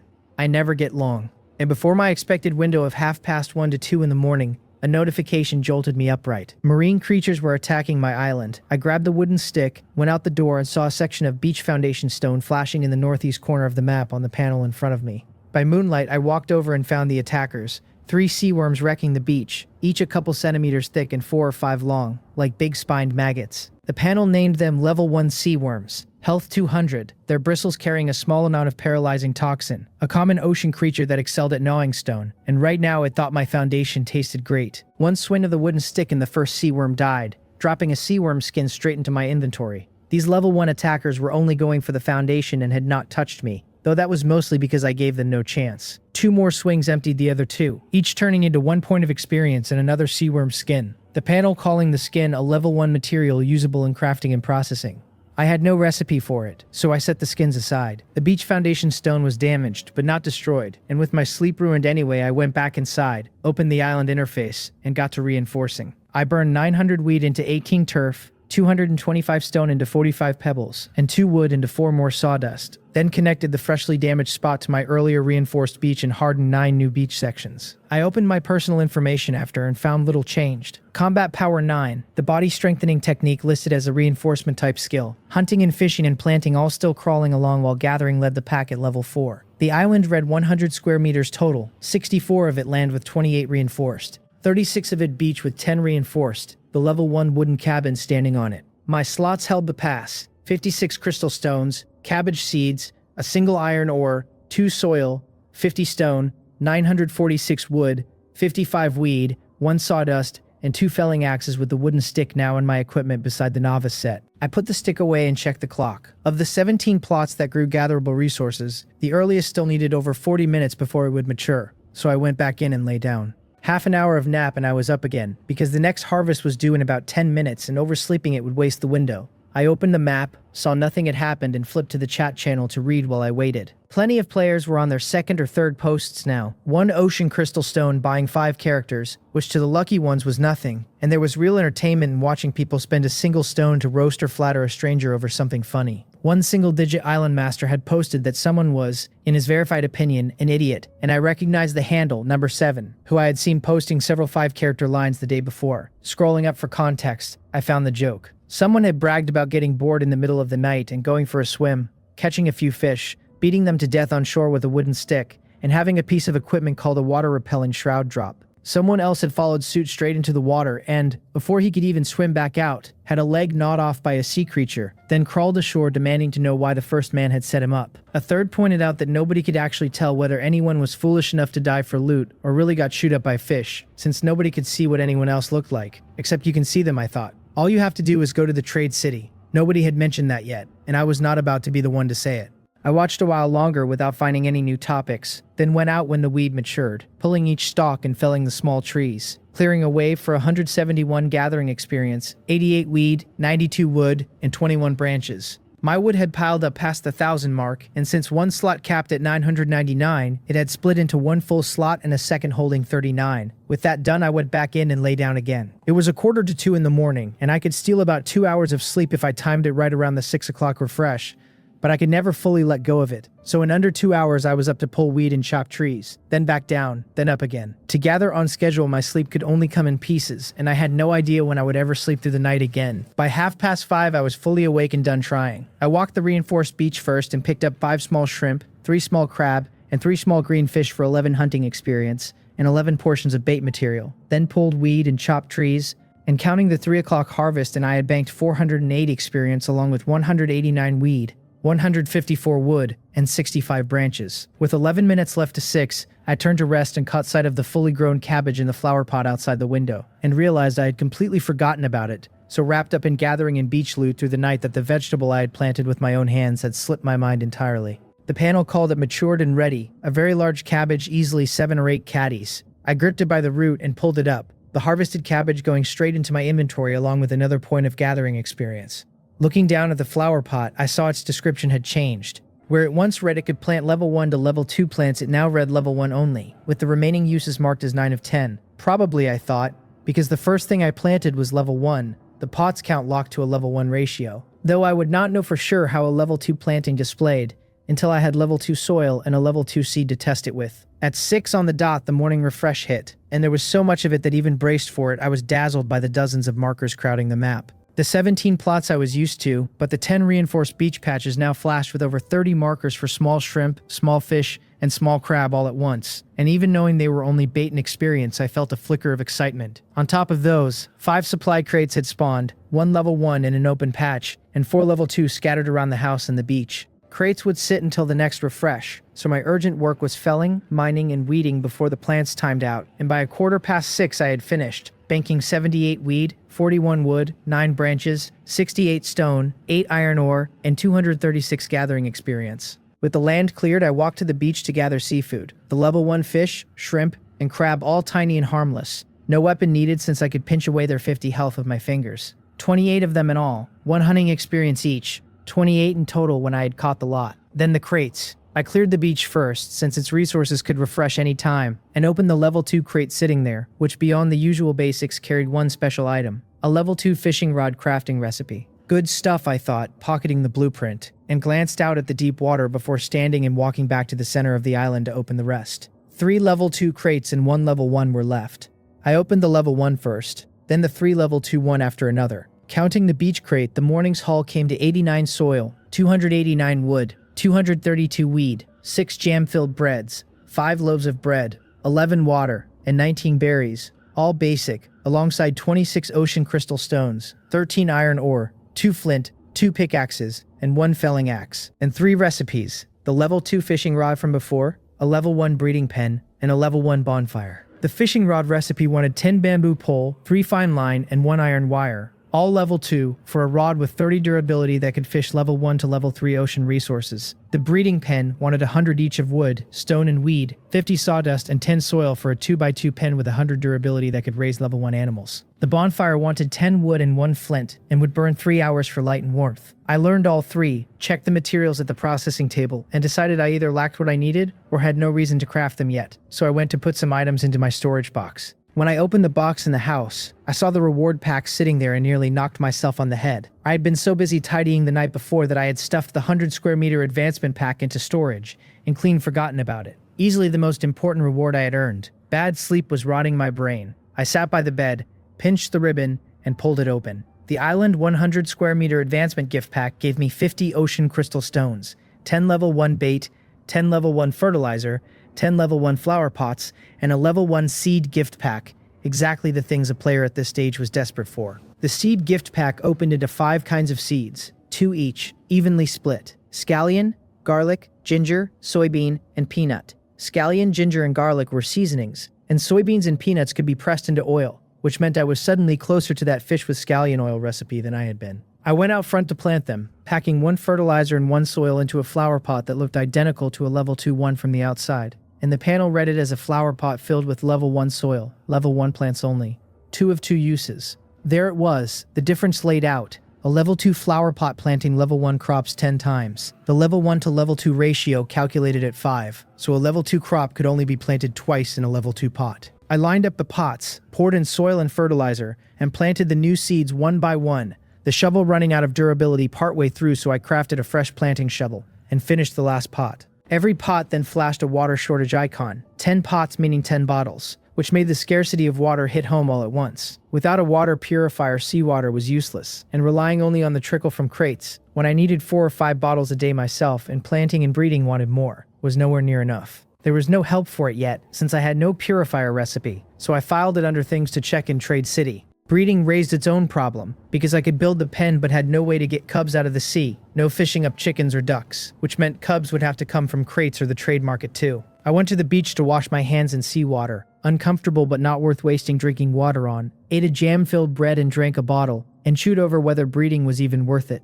since cubs needed feed and water through the whole rearing stage. 6:30 fed and watered, and the sun was already a pleasant 26 or 27 degrees of warmth that made a person lazy, so I picked something suitably lazy to do, which was fishing. I had 39 pieces of bait eating up bag space, so I took the coarse thread from storage, made a level 1 fishing rod, and carried my fish basket to the beach. Across a beach cornerstone, I sat cross-legged on the island side, baited the hook, and cast into the water. A level 1 rod had only 10 durability, and the one in my hand had just 1 point left, so it would die after this cast. And since I had only ever pulled the single portion of coarse thread, I knew I would have to make another storage box for the bait if no more thread turned up. I worked through the bait types I had fewest of first. 1 cast, 1 small crab, fairly stable, another portion of bait. The rod vanished as its durability hit 0. I pulled a new one, baited, and cast. The second gave a level 1 supply crate, the third something I had not seen before, level 1 seaweed, which the panel called an ocean plant usable as a raw material for feed or fertilizer. Another keeper. My luck ran good today, a catch almost every 5 minutes, and after several more casts, the rod down to 2 durability, a level 2 material pack came up worth 5 fishing experience, which opened into 3 iron ore and 3 coarse thread. There were other ways to get iron ore, but coarse thread only came from material packs and supply crates, and it was exactly what I needed most. I made fresh rods, packed 3 into my slots, and went back to it. Then the float plunged, and the panel logged a level 2 unknown fish fry, 5 fishing experience, and a sphere of water appeared straight in my inventory. I stared at it, unsure whether to call this a stroke of luck, the panel only telling me it was an unidentified item that required appraisal at the trade market appraisal office. An unknown item could be a windfall or a dud. I decided to check the appraisal price first and pay for it if I had the crystal stones, or set up a stall and trade it off if the price was too steep. I fished from 6:30 to 9:30 in the morning. I had started with 39 bait, and the small fish and shrimp and crab I caught along the way became more bait, so when the rods finally ran out, I still had 19 pieces left. 41 casts total had netted me only 2 level 2 items and 49 fishing experience. I stood, dropped the bait into a newly crafted 3rd storage cabinet, and went to clear weed and small trees from the land, having paused around 750 for a gathering round earlier, and the total experience came to 362, which topped gathering off at level 4 again. My other levels were still crawling, but gathering said it could rise, so I tapped it. Gathering hit level 5, combat power +1, putting me at 10 combat power, twice what I had walked in with, and I had arrived in this world at 11 in the morning the day before yesterday. Not even 2 full days gone. The feeling was genuinely excellent. With gathering done, I tidied the 3 storage cabinets, packed as many supplies as I could carry, and activated the teleport to Trade City, 10 ocean crystal stones deducted. My panel updated to combat power 10, gathering level 5, the rest of my levels unchanged. My island was still 100 square meters, with 64 of land and 36 of beach partly reinforced. The level 1 wooden cabin standing. My slots were a jumble of pass, crystal stones, cabbage seeds, iron ore, soil, stone, 2 full slots of wood, weed, branch, and the level 2 unknown fish fry, since I had no idea what a seller might want and had brought a bit of everything. Trade City was packed shoulder to shoulder the moment I arrived, but its rules guaranteed absolute safety, no physical contact possible, the system shoving any 2 players apart the instant they bumped, which I thought was simply wonderful. I came in at the central plaza, walked out of the crowd to the main gates of the trade market, and went straight inside to the appraisal area. Players came and going there, some with excited faces, some clearly furious, because appraisal was just spending crystal stones to gamble on an uncertain result, some winning and some losing, and I could not guess which way mine would break. The appraisal area opened into an enormous corridor that seemed to have no end, side corridors branching off both walls, each side corridor lined with 100 appraisal rooms. Above the entrance of each side corridor hung a count. Corridor number 1 reading 6 of 100, meaning 6 rooms in use, while corridor number 2 reads 0 of 100, with a wall marking that said corridor number 2 would only open once corridor number 1 passed 50 of 100 in use. It was the same all the way down, nothing else to see, so I turned back, entered corridor number 1, and stopped at the door of room number 3. Since rooms 1 and 2 were both taken, the players in them having no doubt picked numbers they considered lucky. A prompt at the door detected the one unidentified item in my inventory and named the appraisal fee. 100 ocean crystal stones, asking whether I wanted to enter the room, the door itself being the payment point. I confirmed, the crystal stones dropping from 112 to 12, and walked through the opening door. The appraisal room was a bit shabby, honestly worse kept than my own island. Not that I wanted to complain, but it was true. The door closed behind me and I stood in a private space, an empty 20 square meter barren island with a pile of rubble at its center, and a cluster of white light resting on it. The level 2 unknown fry wrapped inside that light. Without my doing anything, the white light flashed, and the result appeared, naming the thing a level 2 sea-patrolling octopus juvenile, a guardian type, free-range, carnivorous creature that matured upon reaching 1000 health, and noting that an adult sea-patrolling octopus could patrol the beach and scavenge. I felt the gain at once, a huge one because once this sea-patrolling octopus was raised, it could help guard the island. The juvenile was absurdly tiny, though no bigger than a small red bean even counting its 8 stubby little tentacles, and it was pink.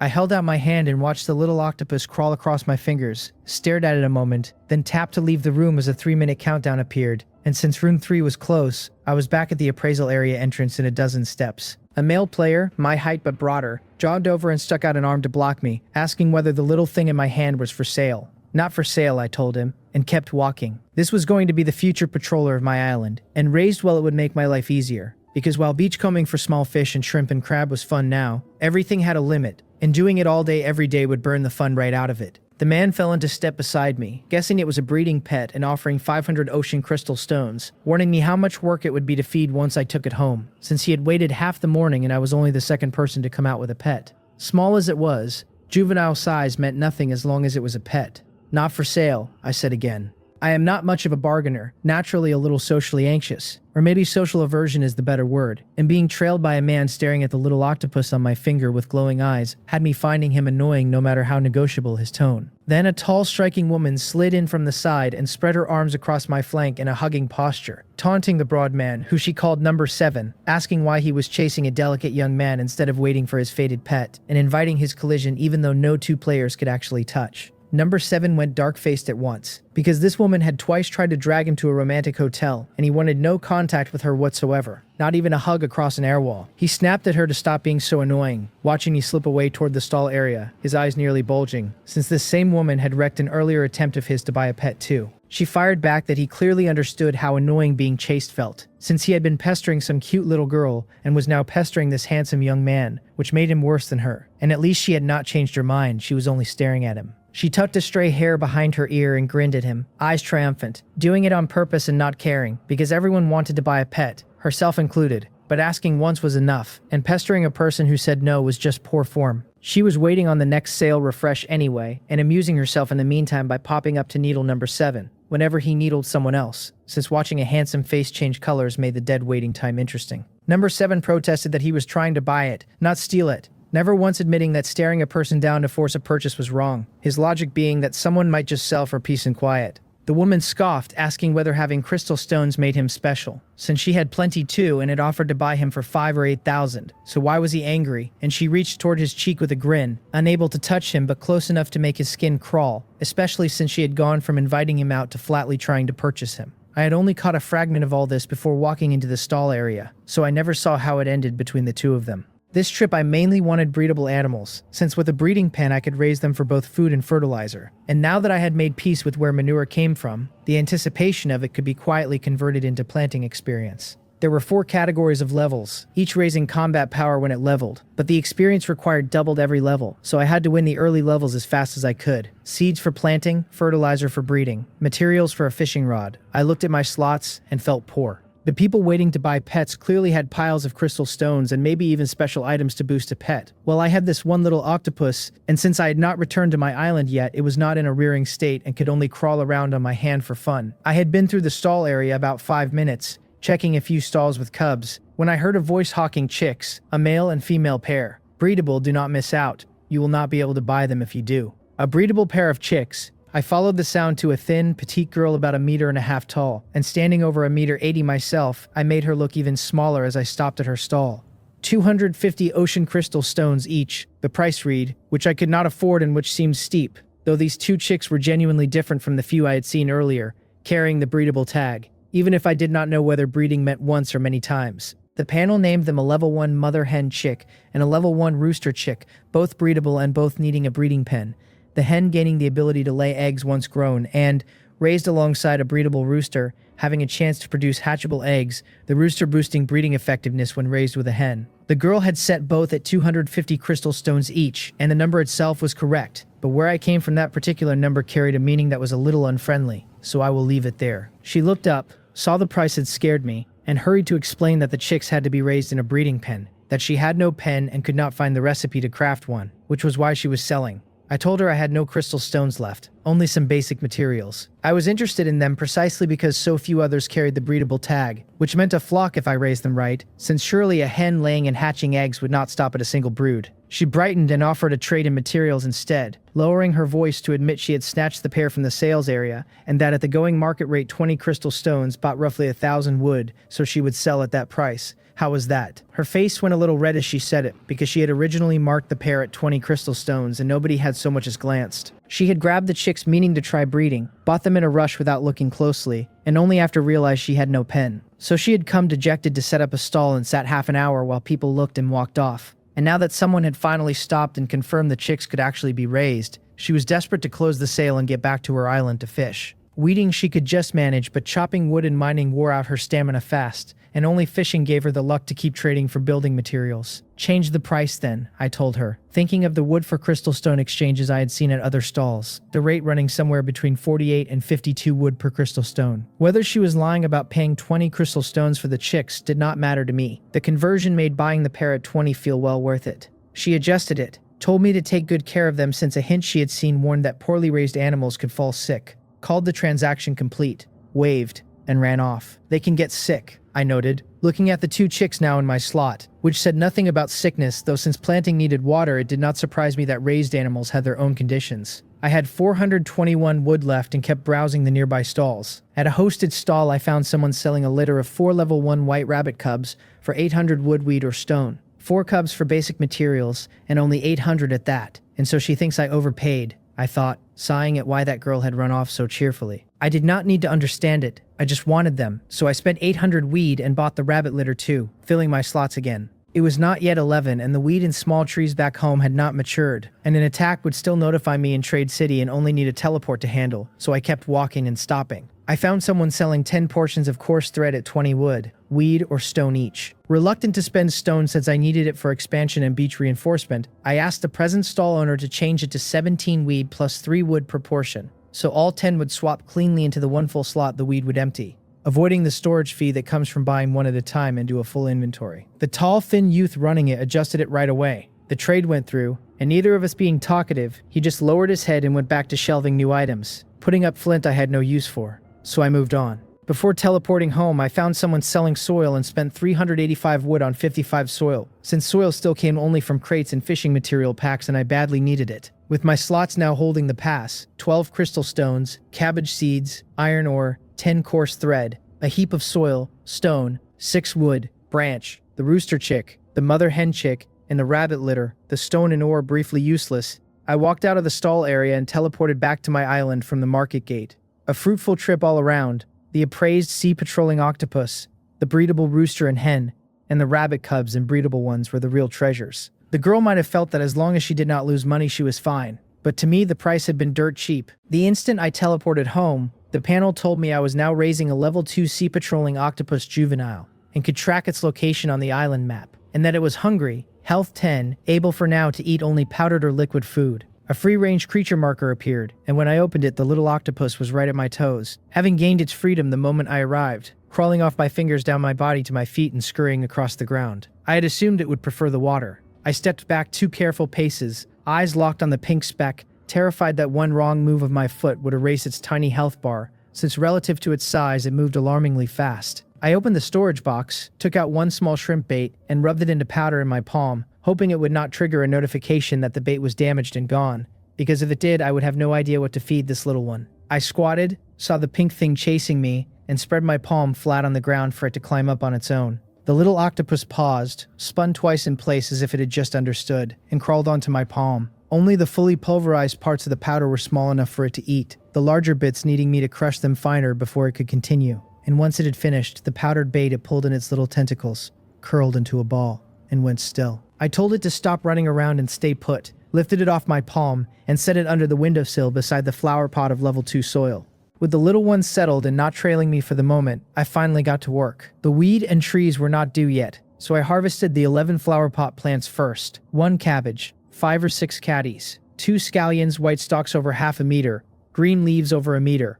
Enough chopped scallion to last ages if I ever tried the processing table on them. 2 garlic plants giving bulbs of 8 even cloves plus 2 stalks of edible garlic scapes. 2 ginger plants over a caddy each. 2 soybean plants pulled by the roots straight into 2 small piles of soybeans. And 2 peanut plants whose shelled pods could serve as ingredients or be shelled further. With 6 kinds of ingredients harvested, my storage box was full again. So I planted 3 cabbage seeds in 3 level 1 flower pots and sorted what I had. 1 box for bait, 1 for bread and water and berries and other food, 1 for sawdust, pickaxe, flint, seaweed, iron ore, and the new coarse thread, the 6 fresh ingredients left sitting on the ground until I had wood for another box. I watered the 3 new cabbages, checked that the little octopus was still where I left it, and went to weed and chop trees.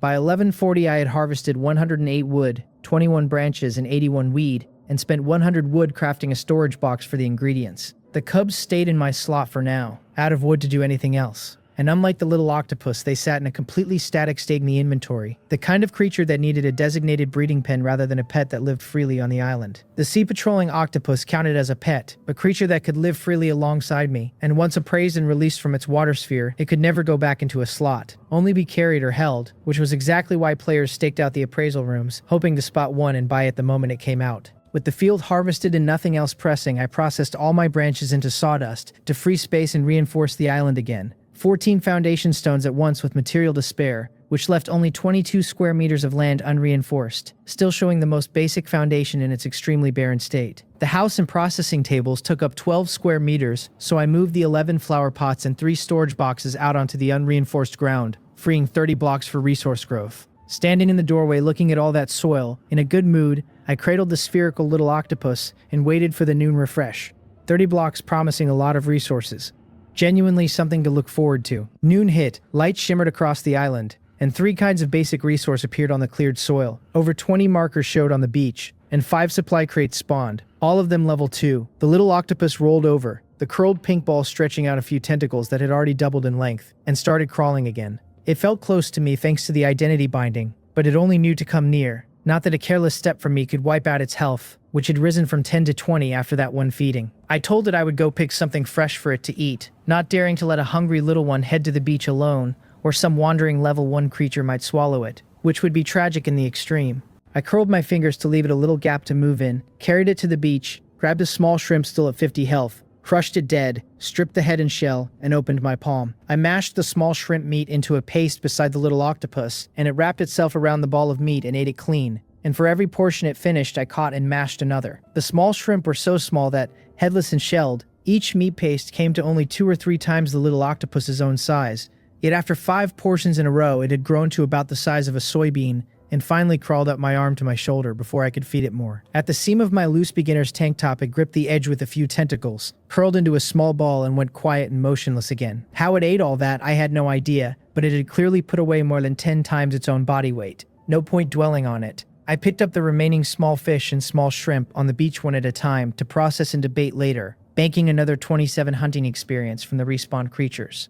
Then went to pull weed. 30 plots could refresh resources now, and harvesting them made me genuinely happy. 11 weed plots for 131 weed, 7 small trees for 75 wood, and 18 branches, and 12 ore piles for 11 iron ore and 134 stone. 413 gathering experience in all, and I worked through it smiling. With the field cleared, the crates, 5 level 2 at once, the best spawn I had seen, and from the chat over the past few days I could roughly confirm my luck was good, maybe above average. As for the truly blessed, number 7 had once mentioned spawning 5 level 1 crates on his very first refresh. then 10 crates in a single night after expanding and reinforcing, and even opening a gift pack with 1,000 ocean crystal stones in it. So some people were simply possessed by impossible luck. It was not only him either. The players I had seen in the appraisal area today clearly sat on hundreds or thousands of crystal stones each. I had yet to even see a crystal stone gift pack, never mind scattered stones in every crate. And when stones did show, the count was usually under 10. I had finally scraped past 100 only for a single appraisal to leave me with 12. The first crate gave 10 ocean crystal stones, a cooking oil recipe, soil, stone, and the rest of the basics, and I learned the recipe gladly. The panel said 2 units of peanut, soybean, or similar could be processed into 1 cooking oil. The oils grade following the raw materials, no level restriction so long as the material's description said it could be refined into oil. The second crate held a pickaxe and flint, the third a felling axe and fishing rod, the fourth 8 crystal stones, coarse thread, and a felling axe. The fifth gave 12 crystal stones and a herbivore feed recipe, 5 units of plant material processing into 1 feed at the food processing table. The feeds grade following the material, and once I learned it I could see the processing and finished food were all made. Checking the recipe, the cabbage, soybeans, and peanuts in my warehouse all fell within range, though with fewer than 5 units of each it showed processing temporarily unavailable. Weeds are plants too, so why don't they count? I muttered, shaking my head, deciding their nutrient content was probably just too low to qualify as feed. The 5 level 2 crates were still a fine haul beyond the 2 no restriction recipes: 30 ocean crystal stones, 2 felling axes, a pickaxe, a fishing rod, 5 iron ore, 3 coarse thread, 2 flint plus 148 soil, 261 stone, 287 wood, 255 weed, 11 jam-filled breads, 6 loaves of bread, 11 water, and 27 berries. With so much to sort, I spent another 100 wood on a storage chest. After organizing, my slots held only 7 items: the pass,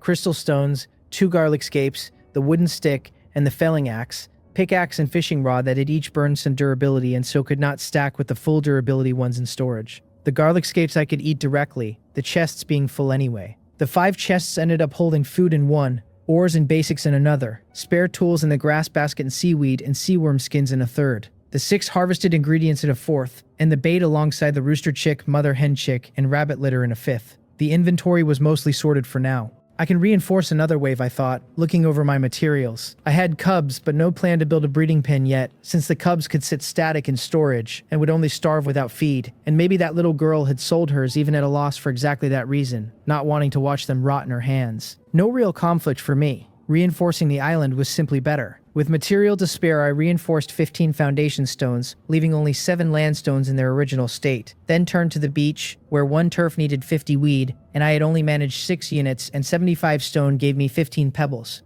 enough to reinforce 3 beach blocks for now, the rest waiting on the afternoon's weed harvest. The island read 100 square meters, 64 of land with 57 reinforced, 36 of beach with 13 reinforced, the level 1 wooden cabin and the level 2 sea patrolling octopus juvenile both on it. Almost there, I thought, and if this luck held, I could reinforce the whole island by tonight. I checked the island info and started in on a loaf of bread in a great mood. The garlic scape's not improving the taste much, but after days of plain bread I wanted something different. It was only 12:35. I reached up and touched the little octopus on my shoulder, found it would not fall off, and decided I could leave it there without worry. A busy morning behind me, I could finally practice the technique in peace, and with yesterday's memory still fresh, the opening movements did not seem so bad. But when I had linked 3 of them perfectly, 1 per second, my legs went to jelly, and I dropped straight to the ground with my face twisted up. The muscles and bones I had worked screamed with a sour, numb, tingling heat. And resting after, I felt frustrated, but I understood it, because yesterday I had fully separated the movements with long pauses between, never grasping how terrifying the body-strengthening technique really was when run at speed. Haste makes waste, it has to be done step by step. I relaxed and lay flat for a few minutes, then crawled back up and set myself a temporary rule. 1 movement and then 2 minutes of rest, 3 or 4 if 2 was not enough, adjusting to my own body and not wrecking it at the start. I was just a mortal, and there was no soaring to the heavens off a few level-up points alone, so I consoled myself with the obvious truth that everything takes a process. The pink little octopus had woken an hour after stuffing itself and crawled straight back into my palm, hungry again, and I asked whether it was really starving so soon. There was no point arguing with a creature that could not understand me, since the moment it was full its health points climbed, which meant I had to keep feeding it the instant it asked, and feed it a little extra besides. I cradled the little fellow and carried it to the beach, where a few small shrimp and small fish had washed up over the last half hour, still with over 2 hours left on their departure countdowns, since I had been busy practicing my technique, and had no need to rush over and deal with them. The little octopus took the crushed fish and small shrimp meat I gave it and waved a tentacle at me, its appetite growing larger and larger. This time it put away 10 small fish and small shrimp and still was not full, so I carried it back to the house, crushed a dozen pieces of bait from the storage cabinet, and finally managed to fill its belly. Fed and watered, it climbed back up to my shoulder, found a rough edge on my clothes, curled into a tight ball, and fell asleep again. I looked at the pink thing hanging there, and asked whether an octopus did not need water because it suddenly struck me that this little octopus did not seem to care for water at all. At first I had been afraid it would be eaten by fish, shrimp, or crabs if it went near the sea, but a creature like this had to have its own instincts. Earlier at the beach I had laid my palm flat on the surface and let some seawater pool in it, and the little octopus had cared only about eating, indifferent to whether there was water around it or not. The panel read it as a level 2 sea patrolling octopus juvenile, resting, health 50, with no negative status tags at all, so it really did not need water. Either way, it did not matter, and once I was sure the little octopus would not slide off my shoulder, I went back to slowly running the movements of the skill, one by one, exactly as the demonstration showed. Over the last hour, I had kept adjusting and had settled, for the moment, on one movement every 2 minutes. 2 minutes felt long, but the skill demanded a recovery period for the body, and after testing it, I confirmed that 2 minutes would not let the training heat in my muscles die down. The pause also kept me from injuring myself or needing a long rest from sheer discomfort. And without distractions, I could manage about 30 movements an hour, which meant the full set would take no more than 4 hours. The only trouble was that the state I dropped into while doing them probably made me look like a man with some sort of nerve disorder. For the rest of the afternoon, that was exactly how I cultivated on my little island. I would run one training movement, stop, pull a few weeds, and once my body felt ready, I would run another standard movement, then stop and chop trees or pull more weed, occasionally striking a pose down on the beach. I picked up a small crab here and there, crushed it, dropped it into an inventory slot, then twisted my limbs into the next position.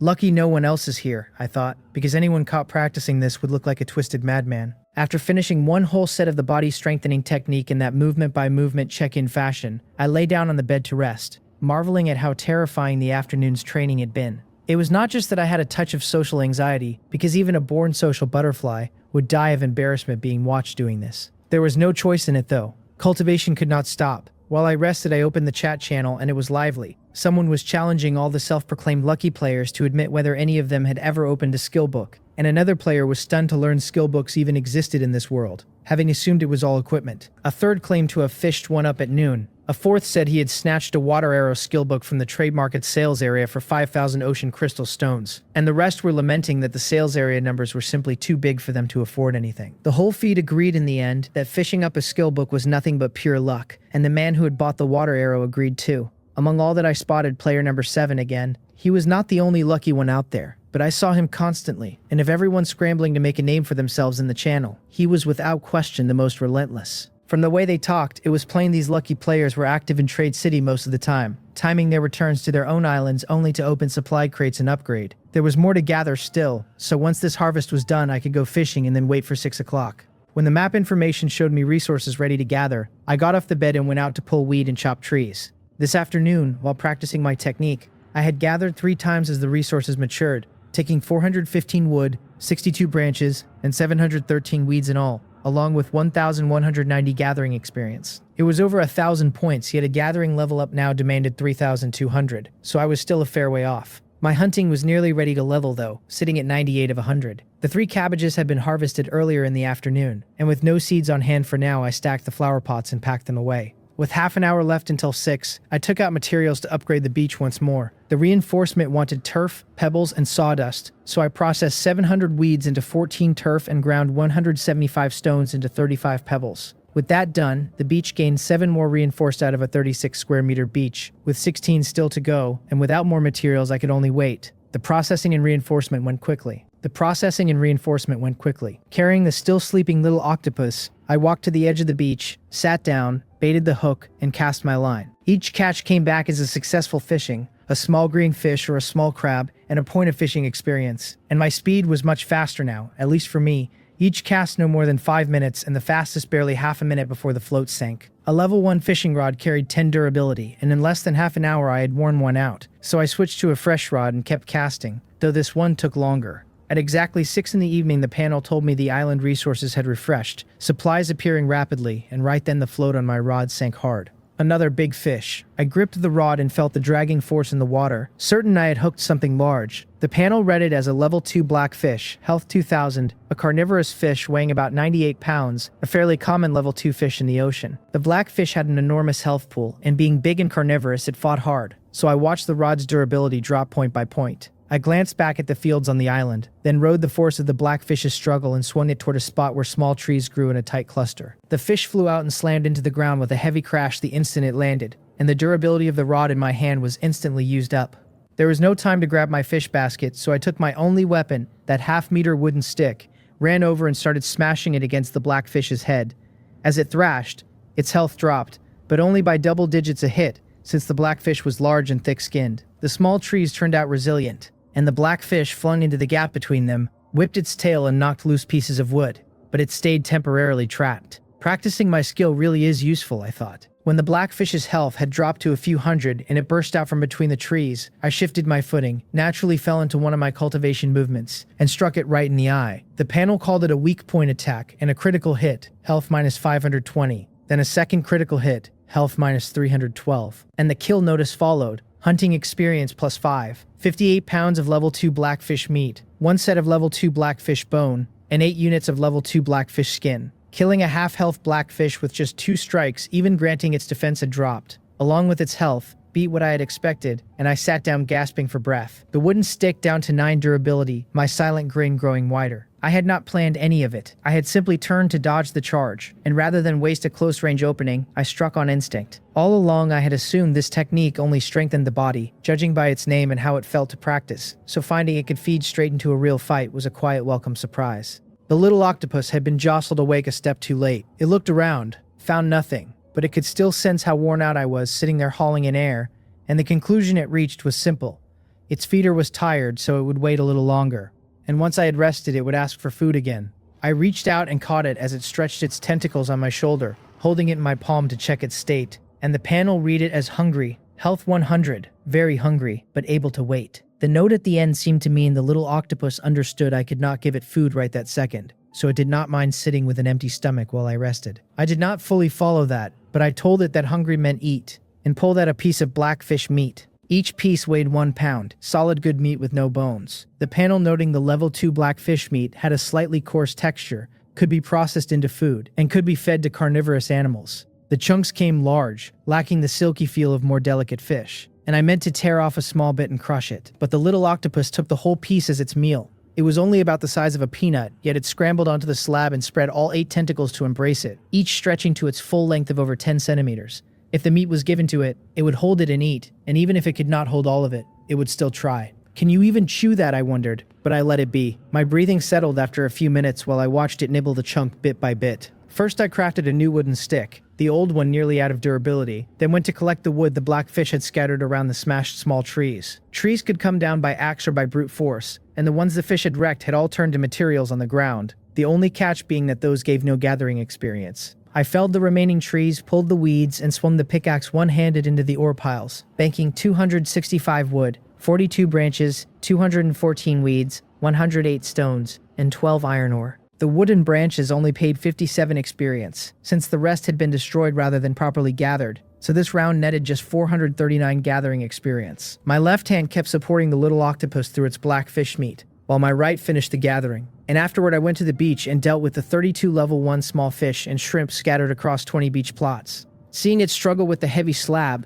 I deshelled a small shrimp as I crushed it and set the meat beside its tentacles, but with the blackfish meat right there, the small shrimp was ignored. Once I had cleared the areas that could refresh new resources at any time, I started opening the supply crates one by one. Only 2 had refreshed this evening, a very small number. The blackfish probably ate a chunk of my luck, I told myself, refusing to admit it had simply turned bad. The first was a level 2 crate, and it gave 18 ocean crystal stones, an inventory slot expansion voucher worth 3 slots, 32 soil, 38 stone, 39 wood, 48 weed, 4 jam-filled bread, 10 berries, and 2 water. The inventory slot expansion voucher made my eyes light up. 3 slots at once, and I took it out and used it immediately, my inventory expanding to 15 slots. Someone in the channel had mentioned before that the sales area refreshed an inventory slot expansion voucher almost every cycle, the ones who could afford it snapping it up. the rest leaving it listed until the next refresh cleared it. The voucher was guaranteed to appear every time. The slot count it added varied, but its unit price was fixed at 1,000 ocean crystal stones per slot. The story went that a 100-slot voucher had once refreshed for 100,000 ocean crystal stones, and since no one could afford it, it sat listed for an hour, until the refresh wiped it away.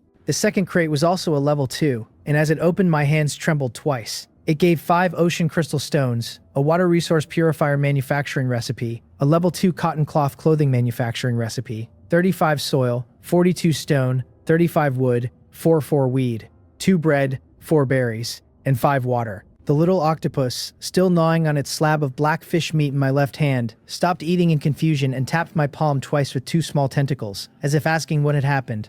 "Our family's luck is getting better and better, little guy," I told it with a grin, showing a full set of white teeth, and it was honestly a small miracle that without toothpaste or a toothbrush I had not grown any plaque or bad breath. My teeth were healthier than before, in fact. The little octopus had no idea what I had said, but it could tell my mood was good and that I had not run into danger, so it went back to eating in peace. "Are you sure you want to keep eating like this?" I asked it, and went to the beach, squatted down, washed my right hand, took out a jam-filled bread, and started dinner. I lifted my left hand to watch the little octopus, still clutching the black fish meat, the suckers on its tiny tentacles tearing off pieces and delivering them to its mouth bit by bit. Before, I had mashed the small shrimp and fish into paste for it, so it had never needed to work this hard, but now it seemed set on honing its own attack power, and flatly refused to let me help. After 2 jam-filled bread and a bottle of water, I went to the furniture processing table to check the materials for the water resource purifier. The purifier wanted 1,000 wood, 50 iron ore, and 10 flint, against which I had 1,130 wood, 40 iron ore, and 10 flint, the panel describing it as a distillation device into which I would pour impurity-free seawater to obtain a bottle of drinking water every 10 minutes. Durability 1,000. Able to purify 1,000 bottles. Distillation purification I had learned back in school, though conditions there had been thin, and the classroom packed, watching the teacher work the apparatus from across the room leaving me with little more than the knowledge that such a thing existed. I was short 10 iron ore for now and would deal with it once the materials were complete. I walked to the equipment processing table, and though I could not craft it yet, I wanted to see what the level 2 cotton cloth clothing took. The panel listed 10 level 2 cotton cloth and 5 level 2 cotton thread. A comfortable cotton top granting defense +5, recovery +5%, durability 100. I had neither, so I did not dwell on it. With both recipes set aside, I took out materials for island reinforcement, which wanted soil, weed, and sawdust per cubic meter. And with plenty on hand, I reinforced all 7 of the remaining initial island foundation stones on the land, at once. The panel now read my island is 100 square meters total, 64 of it island land all reinforced to level 1, 36 of it beach with 20 reinforced, the level 1 wooden hut, and the level 2 sea patrolling octopus juvenile on it. With all 64 square meters of land foundation reinforced, I felt instantly relieved, though the beach was not fully done, leaving 16 fragile corners for the moment. 16 blocks meant 1,600 weeds, and if my luck held tonight, I figured I could just about manage it. I checked the storage box and had a little over 300 weed left, enough for 3 beach blocks, and since reinforcing would refresh resources, I did not hesitate and reinforced them, spending 300 weeds, 75 stones, and 25 sawdust, which still left me 13 blocks short. "Keep eating slowly here," I told the little octopus, looking at it sitting in my left palm, where it had already gnawed off about half a pound of meat. I sighed, set both the meat and the octopus on the narrow wooden windowsill, and the little octopus raised its tentacles, paused its meal, and watched me with curiosity. When it saw I was only standing on the open ground in front of the house, raising my hands, kicking my legs, twisting my waist, it decided I was not abandoning it and went back to eating in peace. As I practiced, I kept a comfortable rhythm and worked through one movement after another while watching the bustle of the chat channel, where one message caught my eye. Someone was furious, telling whoever it was to come rob him on his own island if they had the nerve, insisting over and over that he was not selling, demanding to know what the other player kept asking him as they chased him across half the stall area. On its own, the message meant nothing, but the replies gave me a sense of déjà vu. Other players chimed in to ask whether the man being chased had appraised a pet, naming player number 7 as the shameless one hounding people in the appraisal area to buy their pets, calling him disgusting, agreeing that even though Trade City did not allow players to make contact, otherwise the pet might really have been stolen. Some joked that number 7 must be running a pet paradise on his island, or maybe he ate pets to absorb some kind of power. Maybe he had a swallowing evolution skill, and number 7 himself cut in to say his skill was reinforcing pets. That if a man would not sell, then he would not sell, and that he had not forced anyone to trade. The others shot back that chasing a person and asking hundreds of times was not going to change their mind. The messages scrolled fast, but I had a rough idea who the man I had met in the appraisal area was. buying pets, reinforcing them, then letting them guard the island and maybe even handle gathering and other tasks. That explained a lot. My own sea patrolling octopus, once it reached adulthood, could patrol the beach and pick up anything weaker than itself. And whatever I had, others surely had too, which was why some players could afford to stay in Trade City so long. That man, though, really was very annoying. While I watched the channel and practiced with slow, relaxed movements, a warning suddenly popped up, telling me marine life was attacking my island, and it was right in front of me. At the instant the notice appeared, I saw what the invader was. The panel read it as a level 3 mutated kelp, health 5000, an extremely violent marine plant after mutation, capable of entanglement, blood-sucking, and corrosion, highly aggressive toward living beings, and afraid of fire. The flailing kelp stood over 10 meters tall, with 4 or 5 blades, each blade half a meter wide unfurled, and right now it sat just outside my island, slapping against the outermost beach foundation stones. At least I could see its information, and it did not seem able to reach further inland, only chipping away at the edge bit by bit. I quickly lit a bonfire in the center of the island, right in front of my house, 10 wood and 1 flint making it. It was past 7 in the evening, and the surrounding plants had grown back, so I had to pull up all the unripe wheat in that patch before I could place the fire. The panel said the bonfire would burn for 3 hours, providing light and warmth, that it went out in water, and that perhaps some creatures feared the heat. As it flared up, the mutated kelp, which had just destroyed 1 beach foundation stone, immediately stopped attacking, its blade spreading flat across the seawater. Afraid of fire, just as the panel said. Its orange-red light wrapped the 100-square-meter island, and the kelp played dead in the water. The effect was excellent, but the kelp was still there, only playing dead, not fleeing. I took out 2 blocks of soil and 5 stones and repaired the beach foundation stone it had destroyed. It could still move, but as long as the bonfire burned, it would not let any part of itself enter the firelight. I watched it twitch as I fixed the edge, thinking how to get rid of this danger. I had seen others post about being attacked by truly dangerous creatures, and back then, I was only a spectator.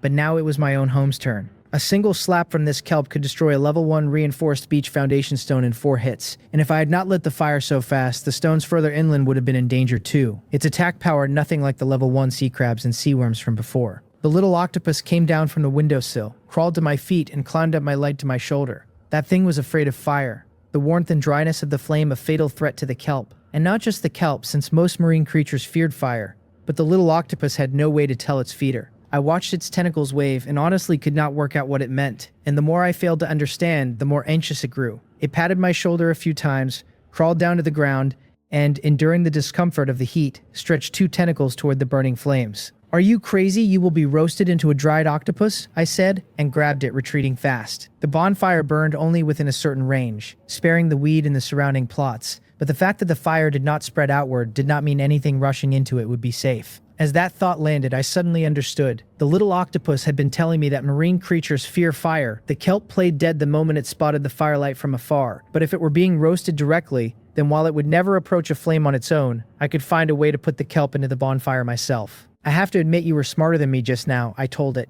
"though the way you went about it was reckless. Then again, if you really could understand me, you would not have needed to demonstrate it at all." I poked the little octopus on its head, set it curled up on my shoulder, and squeezed it twice with my hand to let it know I had grasped its meaning. Once I was sure it would stay settled on my clothes, I checked the time, waited about 10 minutes, and went to collect the 7:30 batch of resources. The kelp was playing dead, and the bonfire could last 3 hours. After the gathering, I remembered my hunting experience had maxed out when I killed the black fish, and I had crushed some small fish and small shrimp since, so I clicked to upgrade Combat Power +1. The panel now read me as Island Master number 99111, Ye Hang Combat Power 11, with the body strengthening technique as an enhancement type skill. Hunting at level 1 with 35 of 200, fishing at level 0 with 65 of 100, gathering at level 5 with 2633 of 3200. And planting at level 0 with 29 of 100. My island held its 100 square meters, the level 1 wooden hut, and the level 2 sea patrolling octopus juvenile, my equipment the novice vest, novice shorts, level 1 straw sandals,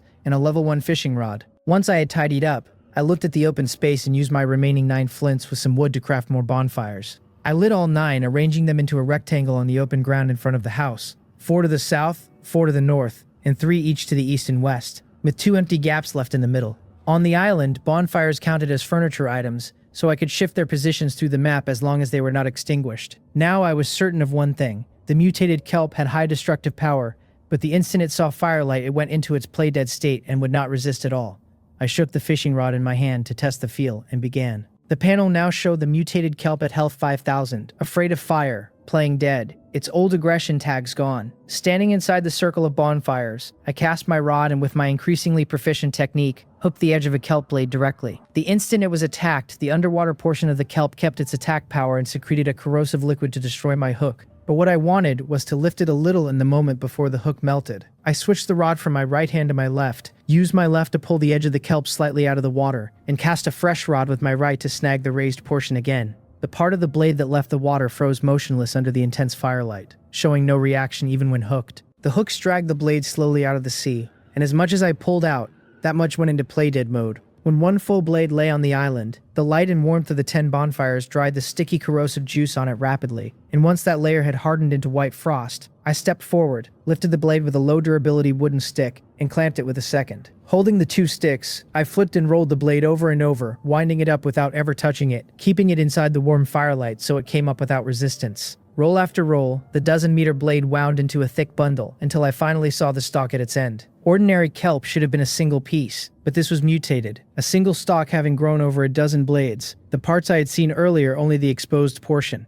Now that the stalk was out, the blades still soaking in the seawater were drawn up bit by bit from the stalk's position. I will just have to roast it slowly, I decided, and drag the coiled play-dead kelp into the 2 empty gaps in the middle of the bonfire ring. Once it was set in the clearing, I stepped out and stood a little further off to watch. It stayed in its play-dead state, and since the bonfires were not directly burning it, it did not move at all. After a few minutes, the liquid on its surface had dried to white frost, and as the moisture drained, its health finally began to drop. 10 instances of health -1 flashing at once roughly every 10 seconds with 10 bonfires roasting it together. After about half an hour, the kelp's health had been ground down by 2,000, leaving 3,000. I had to keep roasting it slow. Putting it straight into the fire would drop its health faster, but if this thing managed to attack me or my house, an outburst could kill me instantly, and I was genuinely afraid of dying. I did not want to gamble. As the flames worked it over, the level 3 mutated kelp lost moisture and the intervals between health drops shortened, and when its health fell to 2,000, it entered a berserk state, though its instinctive fear of fire still pinned it to the 2 safe gaps with no flames. An hour and a half later, the kill notice came at last. Hunting experience plus 25, 1 level 3 unknown mutated plant, and 10 units of level 3 corrosive powder. Once I was sure the kelp's health would keep falling and it could not escape, I had gone back to my interrupted training, stretching and twisting around the circle of bonfires, and with the kill now complete, the hunting experience still came boosted by the 5 times multiplier. A level 3 unknown mutated plant though. A level 2 unknown item costs 100 ocean crystal stones to appraise, and I was not sure whether a level 3 would run straight to 1,000, so for now I would keep it in a slot and find out the next time I visited the trade market. The level 3 corrosive powder, on the other hand, was clearly a good item. The panel called it a highly toxic material that could be added to food, each unit dropping the target 1,000 health and applying a corroded state for 10 seconds, during which the target lost 300 health per second and suffered weakness, burning pain and mental clouding. Looking at the corrosive powder, I could roughly grasp how vicious the mutated kelp's poison had been. Not bad, I thought, and sighed, since burning 2 fishing rods and 10 bonfires was already the minimum cost. The fires were lit, and there was no packing them up or pausing them unless I moved them to the beach to be put out by seawater. Since it was rare to have so many going at night, I set the little octopus back on the windowsill with a piece of black fish meat to nibble, and when it saw me walk into the middle of the bonfires, it waved its tentacles, flailed a little, then listlessly hugged the meat and went back to its meal. It understood. It did not like bonfires, but its feeder happened to love those dangerous things. Standing in the middle of the fires, feeling the warmth, I shortened the interval between my training sets by 10 seconds in that 2 square meter clearing, with the interruptions and the stops to pick up small shrimp and fish after the bonfires timed out and vanished. It was already 11:30 by the time I finished my 3rd training session. I quickly gathered all my resources, organized my inventory, and placed the materials into the storage box, harvesting in all 633 wood, 72 branches, and 718 weeds tonight. The island's land ran 64 square meters, the house taking up 4. The 4 processing tables 8, the 4 storage boxes outside the house another 4, and the stacked flower pots 2, which left 46 plots where resources could grow. Even though the earlier bonfires had stopped resources from growing on over a dozen square meters, it was still a fine haul. The panel read, hunting at level 1 with 143 of 200, fishing at level 0 with 65 of 100, gathering at level 5 with 3,361 of 3,200, and planting at level 0 with 29 of 100. Gathering is still the fastest to level, I thought. Hunting came from invading creatures in the beach. Fishing ate a great deal of time, and planting was stuck, since I had flower pots but no seeds. With Gathering's bar already full, I tapped it. Gathering rose to level 6. Combat power +1. The bar resetting to 161 of 6,400. and my combat power climbed to 12. 10 minutes left. Upgrade the beach again, I decided, and glanced at the channel, where many players who had stayed silent all day were posting now that midnight neared. All sorts of messages scrolling past and vanishing before they could be read. 10 minutes was enough. I quickly processed the turf, the pebbles, and turned the branches into sawdust. And with the materials ready, I reinforced the beach at the edge 8 more times before midnight. Counting the one block that had been destroyed and rebuilt, the beach now held 27 level 1 reinforced plots and 9 unreinforced ones. So I could wait for the resource refresh with peace of mind, and maybe even reinforce the whole beach once more before sleeping. "You can really eat, can't you?" I said, standing by the window and tapping the pink little octopus on a tentacle. "You do not even need to sleep now, you just digest while you eat." Before, it had slept after eating its fill, woken with more health, then gone back to eating, but now was not sleeping at all, only eating. And its health had already reached 285, climbing as it ate, a notice for max health +1 popping up every few minutes. It lifted the tentacle I had touched and moved it aside, as if telling me to leave it alone. "Eat slowly then," I told it. "Are you sure you do not need any water?" I set it in the slab of black fish meat into my left palm and carried it to the beach, dipped my right finger in some seawater, and held it next to the little octopus, not touching it directly, just to see whether it had not realized it needed water or truly had no interest. This time the little octopus understood me. It brought 2 tentacles over, touched my finger, and its suckers absorbed those few drops of seawater, though after drinking that bit it showed no real reaction and went straight back to eating meat. "Mix it up then," I told it. "Eat the sea fish, drink the seawater." I found it amusing, so I dipped my finger again and brought it over. And like that I fed it a bite and it drank a sip, never letting up on the meat, the rise in its max health no different for the water. And we played at this until the midnight refresh. At midnight the announcement came, plants and ore piles appearing rapidly on the island, the tags for small shrimp and fish flickering across the surrounding beach. 6 supply crates. Holding the little octopus in one hand, I went to open them all first. They gave 48 ocean crystal stones, 3 felling axes,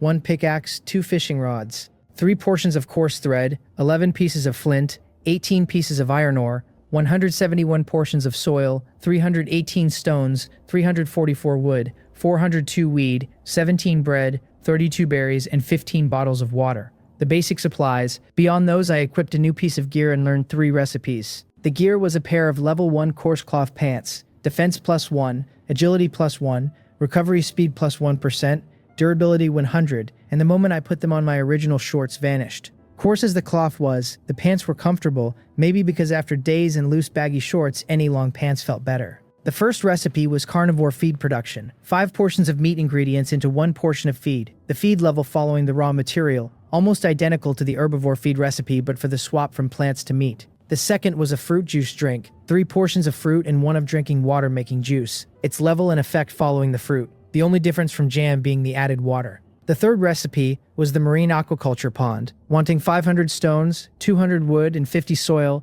a 5x5x5 construction able to raise marine life belonging to the player, durability 1000.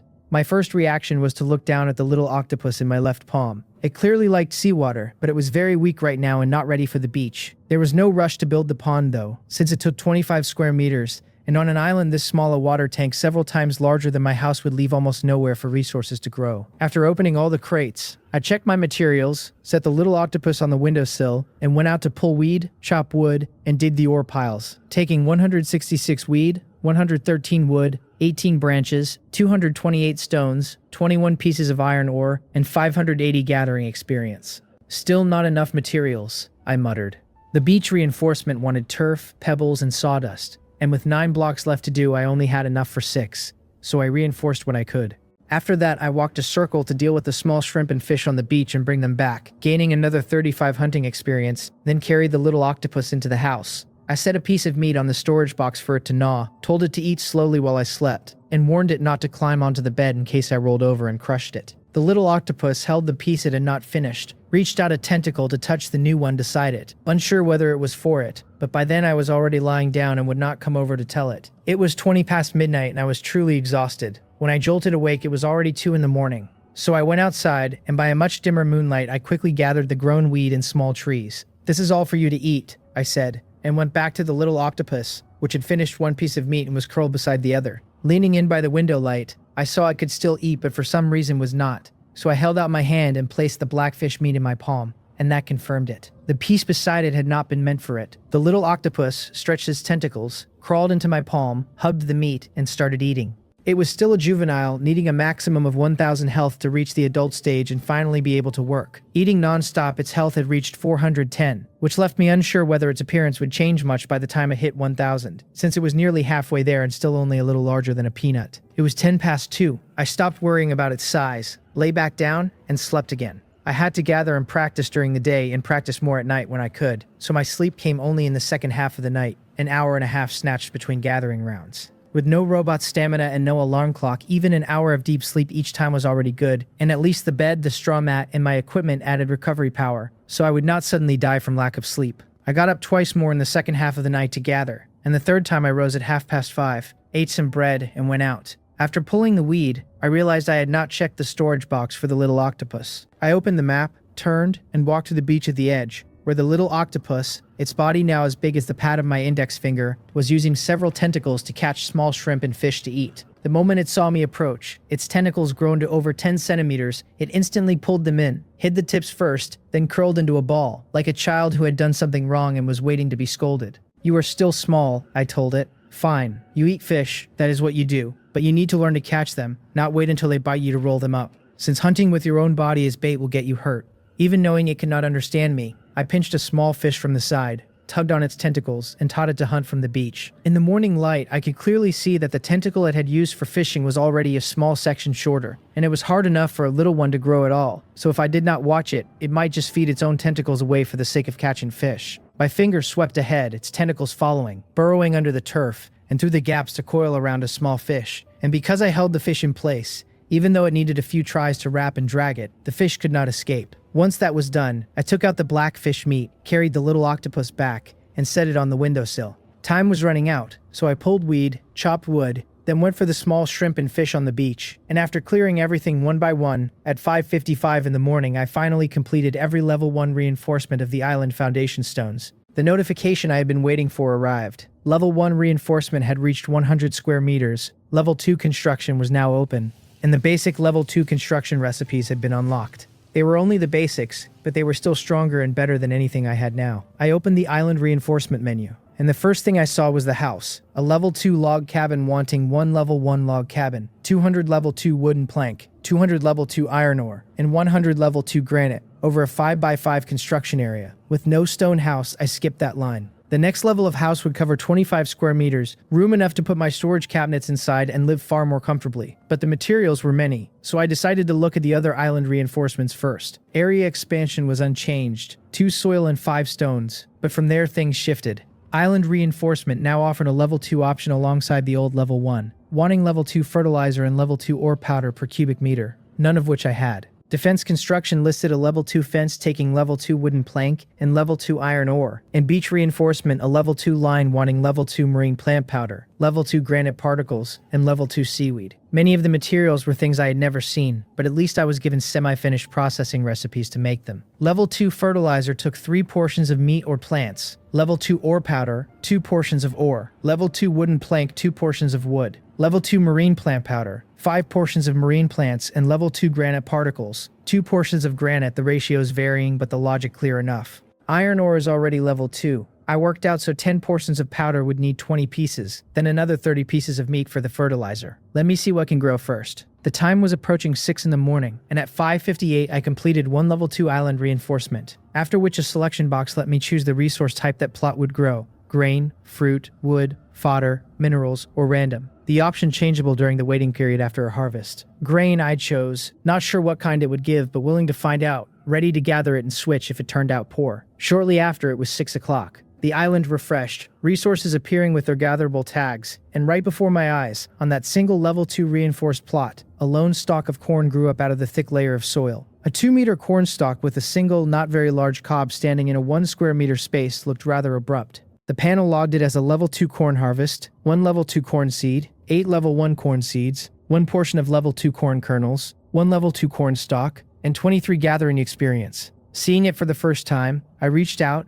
snapped off the cob, pulled the stalk from the ground, and 4 new items dropped into my slots. Both the level 2 and level 1 corn seeds were good things, raising experience and harvested grain while letting me control planting entirely. The corn kernels were a food ingredient and a raw material for animal feed, and the corn stalk was also a feed material, though with only 1 for now I left it where it was. That 1 plot was different, but the rest were still filled with weeds, small trees, and ore piles, which I gathered one by one for 218 weeds, 102 wood, 19 branches, 81 stones, and 19 pieces of iron ore. The iron ore yield high this time. I packed it all away, went to the window for the little octopus, and harvested while feeding it on the beach. Across the 36 square meter beach, a full round paid another 54 hunting experience, leaving me 41 short of a hunting level. Then I opened the supply crates, 4 refreshed this time. The nearest crate confirmed yet again that my island was too small. It held a planting field modification recipe, wanting 100 level 2 soil, 50 level 2 granite particles, and 500 level 1 sawdust, over a 2x2 area,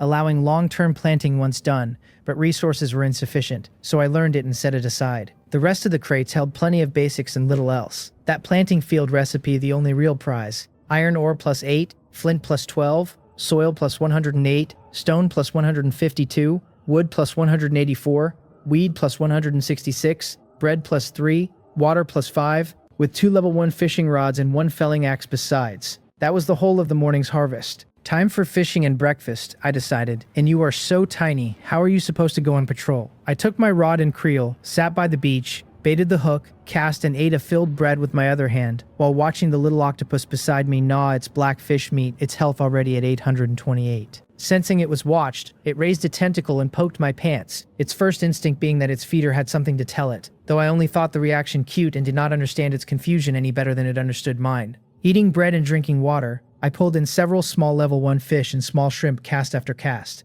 Then a successful fishing logged a level 2 semi-finished material pack, and 5 fishing experience, a small package landing in my hands, and when I opened it 10 level 2 marine plant powder appeared directly in my slot. I could not use them yet, so I kept fishing. I fished from 6:30 until 10 to 8, by which point I had burned through the 40-odd pieces of bait I had stored. Fishing was getting faster and faster, and my fishing experience was finally ready to climb. Fishing rose to level 1. Combat power plus 1, the bar at 35 of 200, my combat power now 13. I packed up the rod, took the little octopus, its health now 921, and went to do the gathering session before 8. The level 1 plot still held only weeds and small trees, but the level 2 plot had changed varieties, growing a potato plant now, which gave 1 level 2 potato seed, 3 level 1 potato seeds, 5 level 2 potatoes, and 33 gathering experience. The panel summed me up after Island Master number 9911, Yay Hang. Combat power 13. The body strengthening technique is a reinforcement type skill. Hunting at level 1 with 159 of 200. Gathering at level 6 with 2,966 of 6,400. And planting still at level 0 with 29 of 100. My island held its 100 square meters, 64 of land with 1 square meter at level 2 reinforcement, and 63 at level 1, 36 of beach all reinforced to level 1. The level 1 wooden cabin, and the level 2 sea patrolling octopus juvenile on it. My 15 inventory slots held the Trade City teleportation pass, 113 ocean crystal stones, the level 3 unknown mutated plant, 10 units of level 3 corrosive powder, 106 iron ore, 23 flint, 281 soil, a full stack of stone, 3 full stacks of wood, and a full stack of weed. My equipment, the novice vest, level 1 coarse cloth pants, and level 1 straw sandals. With my inventory packed, I tidied up and prepared to head to Trade City. I needed all the materials, but right now I needed to swap some of them for something different, since level 2 meter plants could be processed into fertilizer to reinforce the foundation stones, and only after reinforcing could level 2 resources grow. Forget it. I will take you with me, I told the little octopus, still eating, picking it up off the meat. In your current state, if I leave you at home, you might just end up as fish food on the beach. It curiously patted my hand with a tentacle, asking what was going on. But as soon as its tentacles reached out, they froze, confused by the sudden change of environment. Because to the little octopus, the biggest difference between Trade City and the island was that there was no scent of the sea breeze here. Once it confirmed it was in a strange place, it wrapped its tentacles around my fingers and hid its body in my palm. Is the little octopus socially anxious too, I wondered, looking down at my half-clenched hand. The day before, after the appraisal, this little thing had crawled all over my hand, and I never expected this. Its hiding spot was not well concealed, though. Slender pink tentacles wrapped around my fingers where anyone would notice them. Some passerby maybe even thinking I had acquired some special piece of equipment. I see you again, a tall, beautiful woman said, walking over to greet me, the same one I had met when I left the appraisal area the day before. Are you here to appraise more unknown items? She glanced down at my hand and, for some reason, smiled even brighter. Yeah, I told her. I want to see how much the appraisal fee is. I did not enjoy interacting with people, but it was only a preference, not a disorder, and I would not deliberately ignore a friendly greeting from a passerby who plainly had no ulterior motive. She told me it looked like I had something good again and wished me luck, then lowered her voice to warn me that player number 7 was loitering inside again. That I had best not let him see what was in my hand, since his eyes lit up at anyone else's pet, and though he could not steal it, he would pester me and there was nothing I could do back, which made him very annoying. As she turned toward the appraisal corridor, she called the reminder out once more, because she enjoyed seeing number 7 get frustrated but did not want to watch a quiet, handsome man like me get bullied. Got it, thanks, I told her, acknowledged the warning, and walked on. Entering the corridor of the appraisal area, I saw that corridor number 2 was open now, so I avoided corridor number 1 and stopped at a room in corridor number 2. A prompt at the door detected one unappraised item in my inventory and set the fee at 1,000 ocean crystal stones, then told me I had insufficient ocean crystal stones and could not begin. There was no choice to make since I did not have the funds, so I turned and left corridor number 2, planning to take a look at the sales area.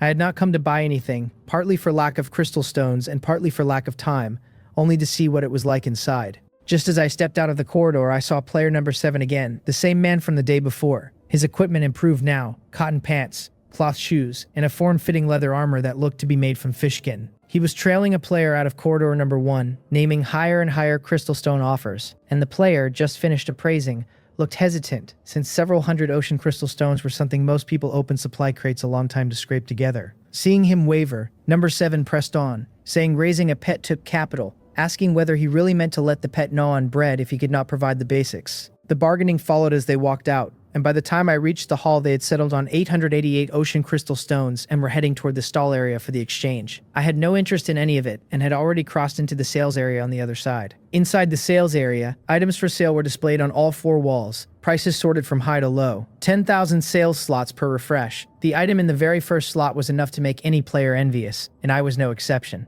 It was a 10,000 square meter, 3-floor level 5 reinforced island beach expansion and reinforcement resource pack, which after use would instantly remodel any basic type island, priced at 100 million ocean crystal stones.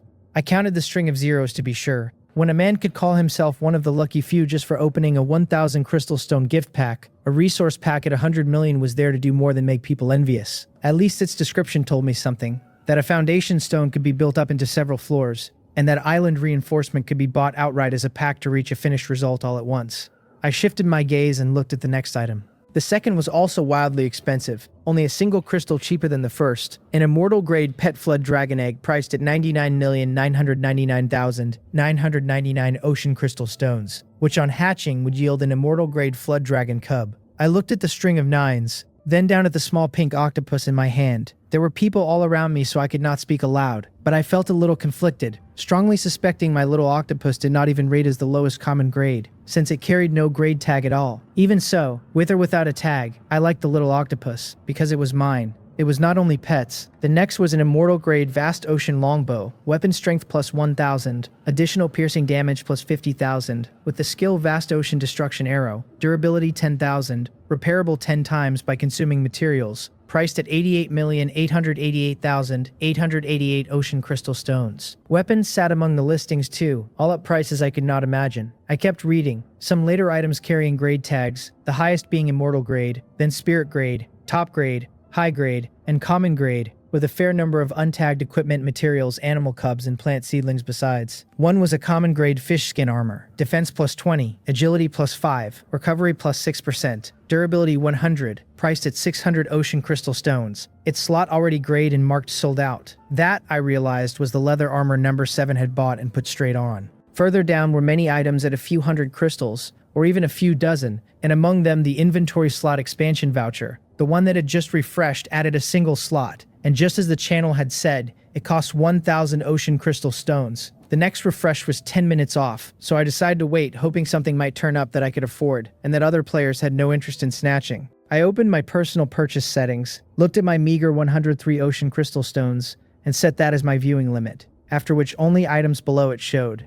10 minutes passed quickly as more players chatted around me, and soon the listings refreshed, the items lighting up in different colors only to gray out again in an instant as players snapped them up. I seized the moment and bought one. It was a common grade bonfire high platform, a decoration, a white stone pillar 5 meters tall with a 1 meter tray on top, where a bonfire could be placed, perhaps letting the firelight reach further, priced at 100 ocean crystal stones. I bought it the instant I saw it. It occupied a foundation stone slot, but I needed the light from a lit fire to spread further at night to raise the safety of my island. because after last night's mutated kelp attack, I was certain a fire burning through the dark could ward off most marine creatures. Having spent 100 crystal stones, my remaining 3 were not worth thinking about, so I canceled the viewing limit and looked at the highest priced listings again. The first slot still held something at 100 million, an immortal grade skill, Siren Song, a mental power cultivation skill book requiring completion of a Siren Song chanting practice to gain mental power. Combat power +1 for each completion. It seemed to grant combat power just by singing, and several players were already marveling that as long as you kept practicing, your combat power would soar. But I, who had similar experience, felt it was not that simple. My own body strengthening technique raised combat power by only 0.01 each time, and could not even be practiced continuously at will. So a mental cultivation method climbing a full point per completion was likely even harder, with mental control exercises underneath the raw numbers. The next 2 listings, strings of 9s and 8s, were both immortal grade equipment,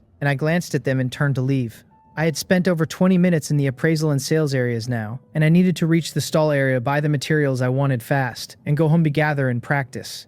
As I walked out, I saw number 7 leaving too, not because I was watching him, but because his form-fitting fish skin armor stood out hard against the sea of novice sets. He was holding a white, fluffy little animal and heading straight for the appraisal area, plainly meaning to wait for the next player to appraise a pet. A glance was all I had time for, and I walked straight to the stall area. What I needed now were raw materials for level 2 fertilizer, meat and plants. 2 voices rose above the rest of the hawking. One man selling level 2 mutton and listing every dish he could name. Mutton soup, mutton meatballs, mutton buns, roasted skewers, stir-fried mutton with scallions. The other selling level 2 fish, each over 3 pounds, reeling off scallion oil fish, boiled fish, steamed fish, fish soup. After walking a couple of minutes, I stopped between them, both men middle-aged and similarly round. Their stalls sat right next to each other, whether by chance or design. The mutton seller pitched me as I paused. Standard 1-pound pieces, all good meat, claiming his sheep pen bred too fast and he had to sell at a loss just to buy wood for another pen. 50 units of wood, his price read, about 1 ocean crystal stone per piece of meat.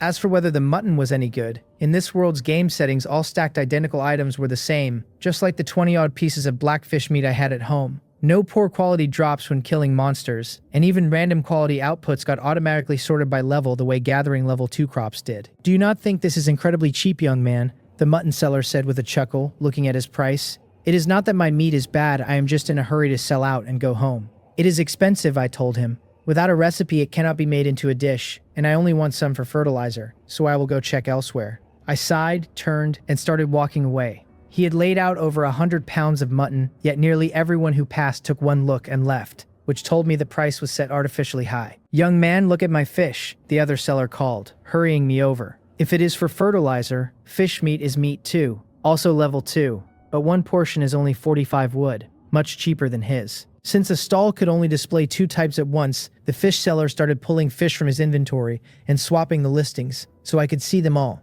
Black carp, common carp, snakehead, cuttlefish, octopus, grass carp, anything that could be caught from the sea, since in this world every aquatic creature was a product of the ocean. 30 wood, will you sell? I asked, recalling that the buy orders for level 2 meat I had seen earlier ran mostly 25 to 28, so I had added a little. Business was business, and with the owner standing right there, haggling was perfectly normal. 30, that will not do, the fish seller said, shaking his head but not angry. Because prices at a stall were meant to be negotiated, and he was a grown man who would not pointlessly argue with a customer. Tell you what, buy more than 30 portions and I will drop it to 40 wood. That is the absolute lowest. 30, I said again. The wood I brought can buy 99 portions. My tone was not aggressive so much as oddly plain, almost foolish, stating outright exactly how much material I had brought. You are going a bit far, young man, the mutton seller cut in from his stall. You cannot just kill the price in one go like that. You need some room to move. I will sell you my mutton for 39 a portion, lower than his. Come buy the mutton, all the same and only taking up 1 inventory slot. Unlike his side where the bits and pieces eat over a dozen slots. He could not move from his 1-meter stall, but talking to a customer at the next stall over cost him nothing, and it cost the fish seller plenty. You shameless shepherd, the fish seller snapped, fuming. You did not say a word while this young man was at your stall, and now that he has come to buy fish, you pop up to cause trouble. The mutton seller had stayed silent the whole time I looked at his meat and only started pushing it once I stopped, which to the fish seller meant no business ethics at all.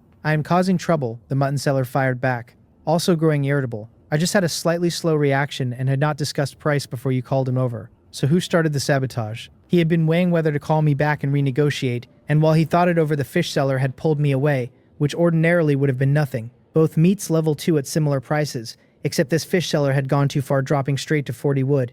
and the worst of it was that this young man seemed able to buy a great many portions. The mutton seller did have a sheepfold at home, had bought breedable young lambs from the sales area a couple of days back, raised and bred them, then culled the ones that could not breed and sold the mutton for wood to expand his home. If one buyer took all the meat, he would happily drop to 30-something wood a portion, sell out and go home early to build. Slow reaction, the fish seller scoffed. Your reflex arc must reach the bottom of the ocean. Young man, buy fish. Buy 100 and I will drop it to 38 a portion. You fishermen, you are starting a bidding war, the mutton seller shot back. Buy all 138 as a bundle and I will change it to 35 each. What is so great about 35? The fish seller said. I can do that too. 35 and no bundle. Take as many as you want, and if I run out, I will swap in new species. The two argued a while, but the price stalled at 35, the only change being that quantities went flexible. The price is still too high, I told them. I can only offer 30 wood per portion. It seems neither of you can go lower, so I will check elsewhere. I gave the two of them, now glaring at me together, an awkward smile and prepared to leave, since anyone could see the so-called bidding war was just a show staged for me. 35 for basic materials was a very common stall area price, and on some managed stalls level 2 meat was already listed at it, with the occasional 33 or 32. But those came only in small quantities or were already snapped up. Young man, you are being a bit much, the mutton seller said. Not having expected that after they had strained themselves to lower the price, I still would not move. We have already pushed it down and you say you do not want it. Are you playing us? Seeing how fiercely they had argued and blurted things out in the heat of it, he figured I should have just bought and been done. I have said 30 wood from the beginning, I answered calmly, not bothering to comment on their acting. If you sell, I will buy. If not, I will keep looking. If not for the sheer quantity of mutton, I would not have wanted to stand and listen to the two of them argue at all. I glanced at them once more, then turned and started toward the other side. Since if they still would not sell after all this, they truly would not. In this trade city, as long as you did not enter the arena, no one could do anything to anyone. The worst case being a man like number 7 trailing you and talking a lot, annoying but harmless to your movement and safety.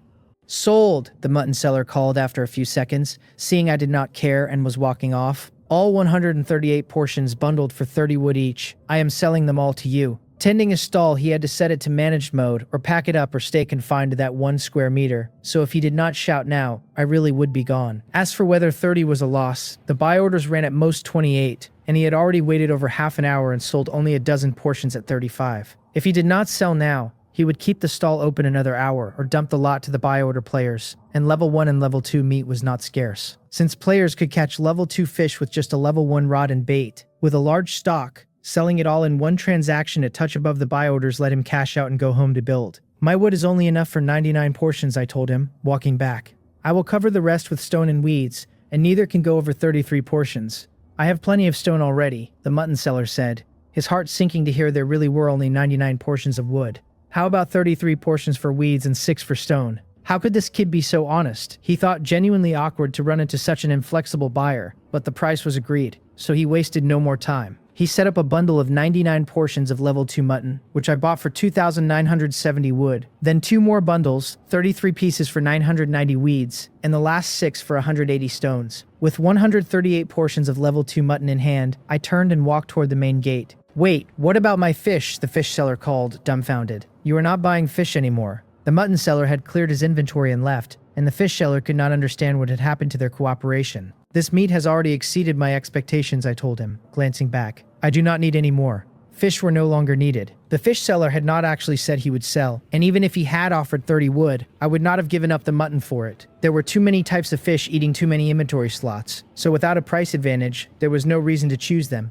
and this fish seller would certainly never have lowered his price further anyway. Going home, I told the little octopus, cradling it in both hands and using a pass from the market to teleport back to the island. Nothing much had changed while I was gone, only the weeds and the small trees standing a little taller, with almost an hour left before any of it could be gathered. I let the little octopus go and pulled out a piece of black fish meat for it to chew on slowly, and the little thing wrapped itself around the slab and looked perfectly content. As long as we were not moving away from the island, it was happy, and after circling the place twice in the night, it had decided it liked it here very much. Eat slowly, I told it. I am going to tidy up first, and I set it on the windowsill, small enough to perch there but in no danger of falling. And besides, with meat in its grip, the little octopus never wandered. I processed all 138 portions of mutton, 3 portions making 1, and ended up with 46 portions of level 2 fertilizer in my bag. The ore went 2 for 1, and from the 106 pieces of iron ore I had, I made 50 portions of level 2 ore powder, then took out 12 more pieces of level 2 black fish meat and turned them into 4 portions of fertilizer. since each foundation stone wanted 10 portions of each material to strengthen. With the materials gathered, I strengthened 5 plots of land in a row next to the one I had done before.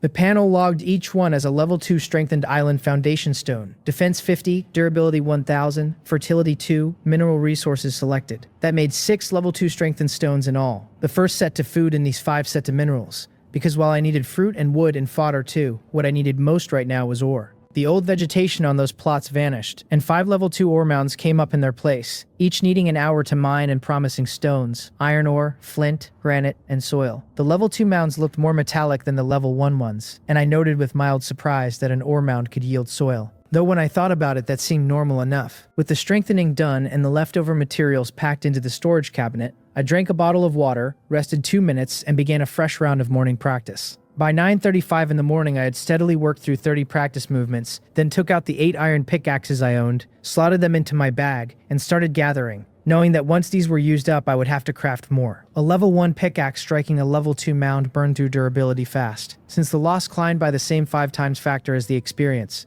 but it was not absurd, and a single pickaxe could land about 20 blows on a level 2 mound before it broke. Piece by piece, I worked the first mound, and after a few strikes, I saw a new material, granite. Shaped like a stone block but a different color. And from that one mound I pulled 8 pieces of iron ore, 2 pieces of granite, 1 flint, 2 portions of soil, and 7 stones. The yields were far higher than before. Across all 5 level 2 ore mounds I banked 42 pieces of iron ore, 6 pieces of granite, 14 flint, 16 portions of soil, and 18 stones, and the 5 plots paid out 418 gathering experience. That rate of return made strengthening the island even more appealing to me. One of the food plots had grown a level 2 potato this time. A lower yield than the last crop, but still good, since within the food output there were seeds as well as the potatoes I used as material, which meant I could not simply judge food against minerals by quantity alone. I gathered the small trees and weeds too, taking another 364 experience, 115 wood, 21 branches, and 228 weeds. After I had packed all the basic materials away, I turned to look for the little octopus, only to find the little thing had vanished again, and a glance at the map showed it had run off to the beach. "Have you grown up?" I asked, walking over and reaching a hand toward it while it was busy catching small fish. It had just launched a surprise attack with its tentacles, curling around a fish and getting ready to haul it off, when it saw my hand appear in front of it, and instead of carrying its catch away, it waved 4 tentacles full of small fish and small shrimp, and laid the food into my palm. It knew how to hunt now, so it could feed its owner. I did not quite know whether to be happy about that, so I decided to just be happy. The panel read the little fellow as a spiritual grade Sea Patrol octopus, a level 2 island free-range pet, health 1000, with the skills Tentacle Raid, Entwine, and Devour, able to grow in level and to promote to level 3 once it reached 10,000 health, its mood soaring from hunting and feeding its owner. Now that it had left the cub stage, its grade finally showed, spiritual grade. The quality ladder I knew of so far ranked common grade, fine grade, top grade, spiritual grade, then immortal grade, and whether anything sat above immortal grade was still a mystery to me. "Of course, an ordinary animal could never be like you," I murmured, watching it dart across the beach to snatch a fish and turn back to find me and lay it in my palm.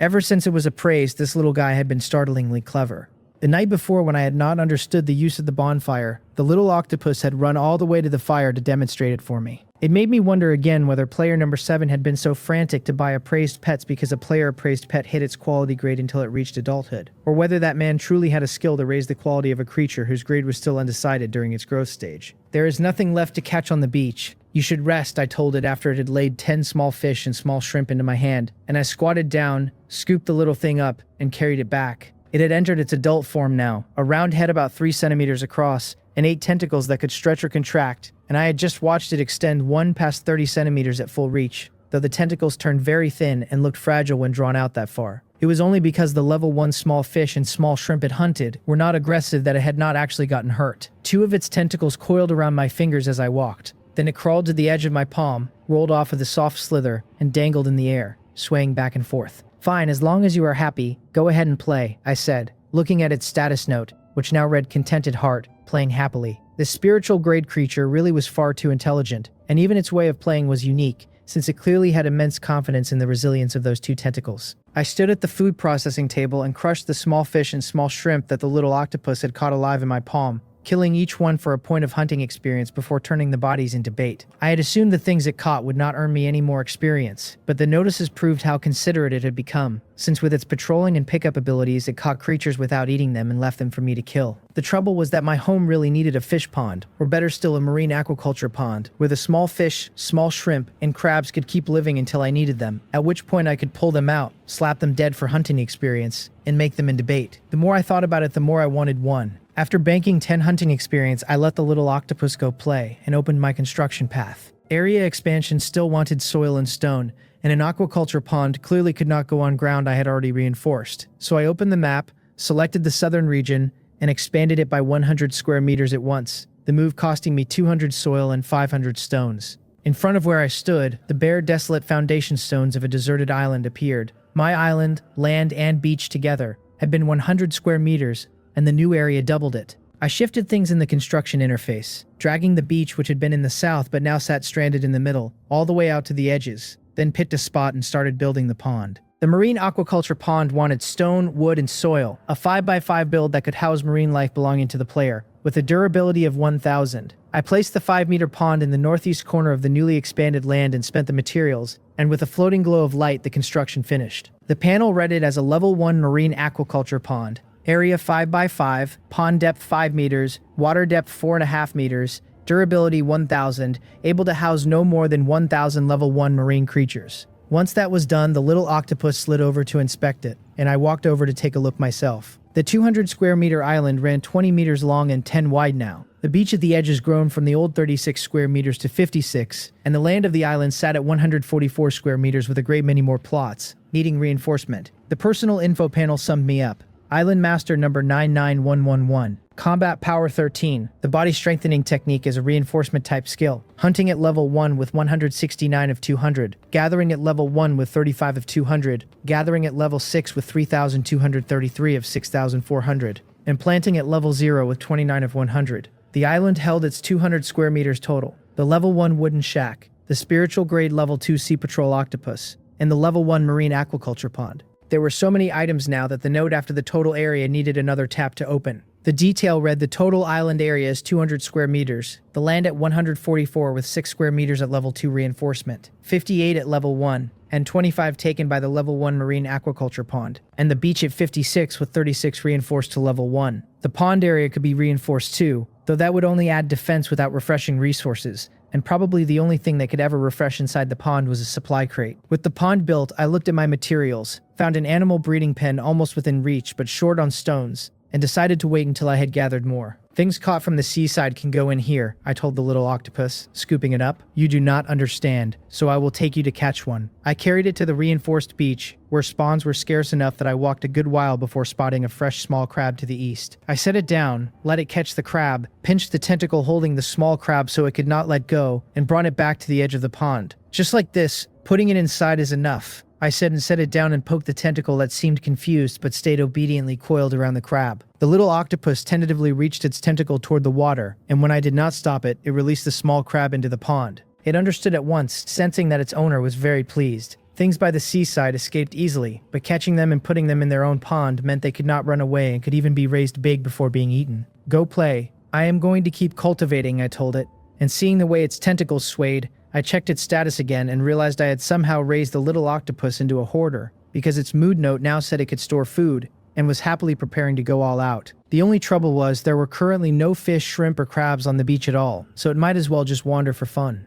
Cultivation needed its intervals, and during the gaps I gathered resources as they matured and adjusted the layout of the island. I set the decorative bonfire platform beside the house, since for a 200 square meter island the light from one fire was enough, only it had to be remade every 3 hours, and because I could not time it perfectly through the night, I basically built a new one to put up whenever I woke to gather. The fire being replaced, if it had not burned out yet, I could shift to the newly built area to vanish on its own when its time ran down. I tidied and adjusted while I cultivated, checking the chat channel now and then and watching the little octopus race back and forth across the beach, busy and diligent and hardworking. Before the noon refresh, I finished another cultivation session and banked 1,160 gathering experience. My warehouse gained 23 pieces of granite, 47 of iron ore, 26 flint, 34 units of soil, and 61 stone from the mining, plus 2 level 2 corn seeds, 5 level 1 corn seeds, 2 portions of level 2 corn stalks from the food. I pulled 318 weeds, chopped 198 wood, and dropped 34 branches. Thanks to the little octopus's hard work, the moment any level 1 small fish or shrimp drifted onto the beach, it caught them and ran to drop them in the pond. And across that half morning, it had brought in 36 level 1 marine creatures. Since I was only 31 hunting experience short of a level, I went to the edge of the pond before the noon refresh. The little octopus went in to catch them, brought them out to my palm, and after I crushed each one, I fed them back to it one by one. One of us happy to earn experience, the other happy to be fed. My hunting rose to level 2, combat power up another point to 14. It was exactly noon, the island resources refreshed, and though the area had doubled, the resources on it were no greater than before, the supply crates refreshing only 4 units. Among them, though, a level 3 supply crate had refreshed on the roof of my house. "You certainly are diligent," I said to the little octopus, who had been wrapped around my hand and now ditched me the instant it spotted living creatures on the beach. I left the poolside too, set on opening that level 3 crate first, and walked to the front of the house, where I hopped in place a few times, and once I felt confident I jumped straight onto the roof. Small as the house was, it was sturdy, and it did not so much as wobble when I landed.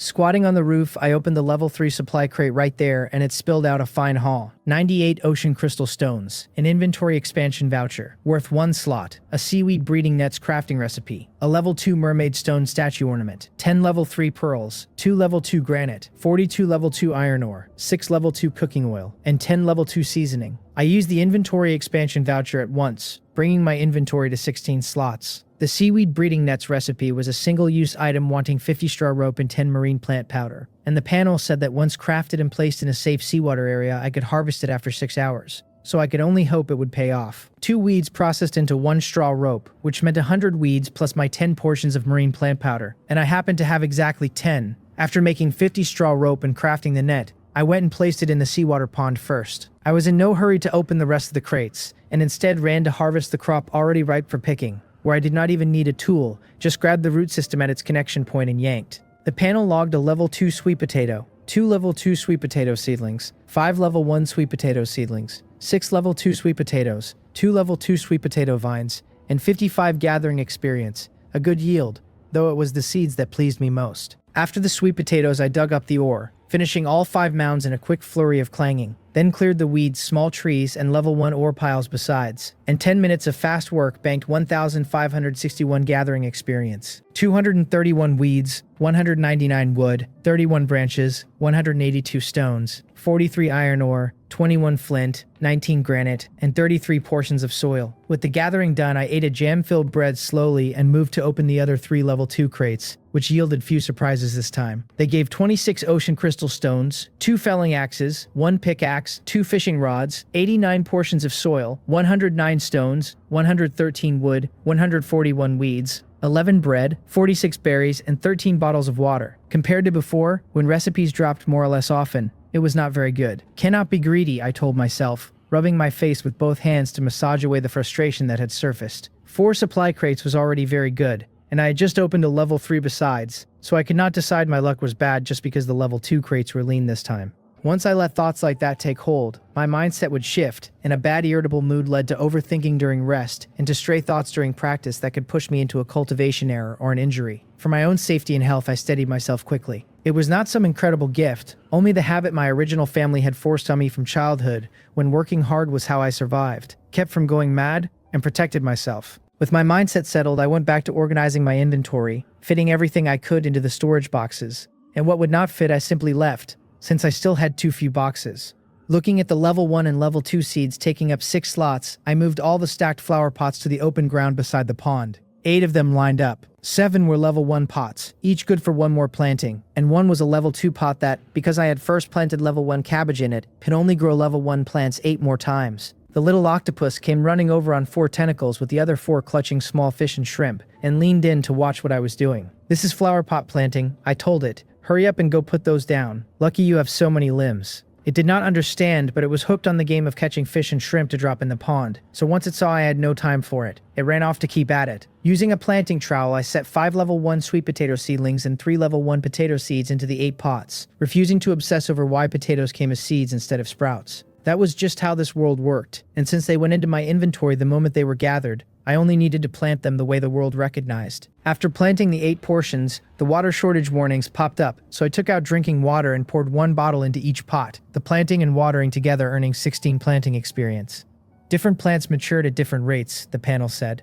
The level 1 sweet potato harvestable in 6 hours. The level 1 potato in 4. With planting finished, I looked at the 32 bottles of drinking water left in my inventory and went to gather materials for a water resource purifier, only to find the recipe still wanted 1,000 wood when I had used mine up. No rush, I thought. It was noon, 3 more gathering rounds were coming this afternoon, and the wood would be ready soon enough. The level 1 breeding pen recipe wanted wood, stone, weed, sawdust, and soil, a 2x2 footprint with durability 100, able to raise level 1 animals. Thinking of the chickens and small rabbits that had been sitting in my storage box for a day, I decided to craft it, since I had only 6 small animals and they would not drink up all 30-odd bottles of water before dark. I did worry, though, that if some accident let one animal drink over a dozen servings, I might never afford to raise them. I built the pen, which took 4 square meters, and set it on an empty, unreinforced foundation stone near the edge. When I checked it, the breeding pen was actually quite nice, ringed by a wooden fence 30 centimeters high that looked too short to stop anything, though by the world's settings the animals inside could not get out.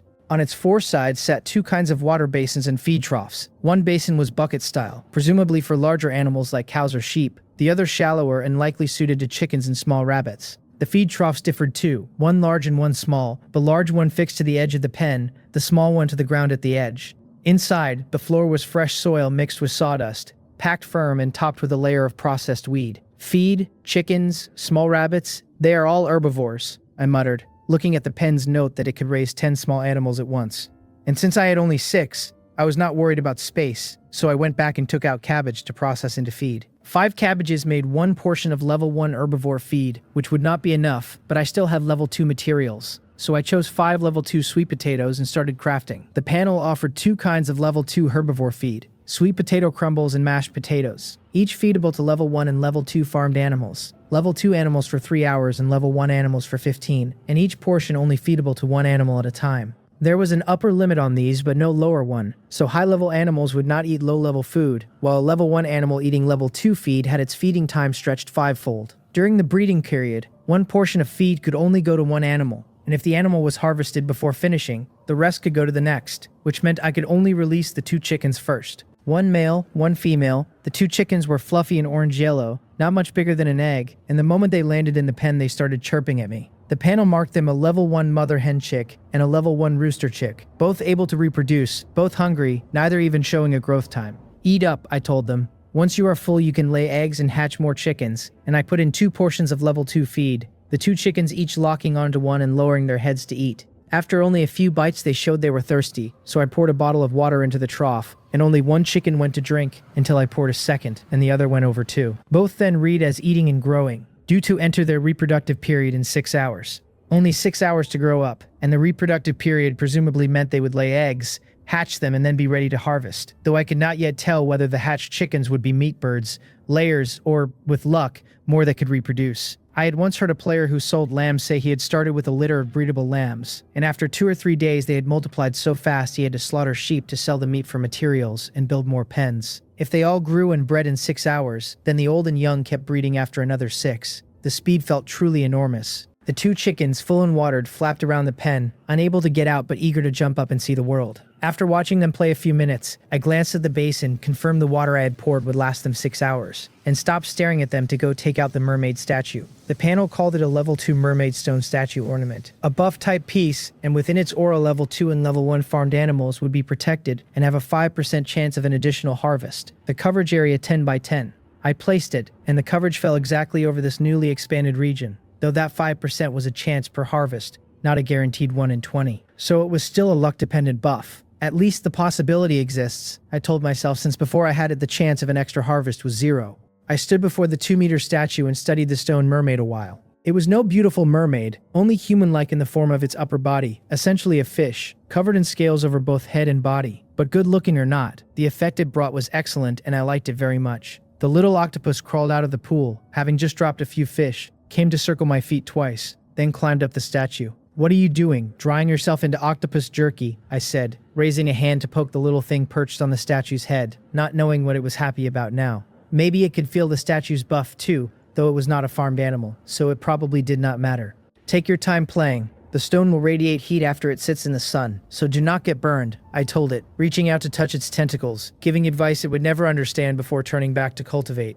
My goal this afternoon was to practice the body strengthening technique twice before the 6 o'clock refresh while keeping my gathering on schedule. The little octopus lay on the statue's head, waving its tentacles as I left, then pressed itself flat against the stone, feeling lazy, flicking a tentacle now and then to show its good mood. While it rested, I had already cut the interval between movements to 1.5 minutes. My body was growing more used to the faster pace, though I still felt some soreness, sitting at a point where nothing major went wrong, and I could push through by enduring a little. And with each round I finished, I could shorten the interval a touch more. Trimming 2 minutes down to 1:40 was manageable for 3 to 5 movements. Uncomfortable, but no real problem. But when I tried to go faster than 1:40, the fastest I could hold was 1:35, and any quicker brought adverse reactions. I wonder how others train, I said, holding the little octopus, which had come asking for food after I finished 2 afternoon rounds and my gathering before 6. It is just a few movements, and the standards for them are demanding, but these internal changes in the body are too severe. The movements were hard at first, yet once done to standard, they became a test of pure endurance, and if this were about cultivating internal energy or some legendary path to immortality, I could fill in the blanks with fantasy, but the skill was simply called body strengthening technique, and the information only ever mentioned strengthening the body. The little octopus did not know what its owner was agonizing over,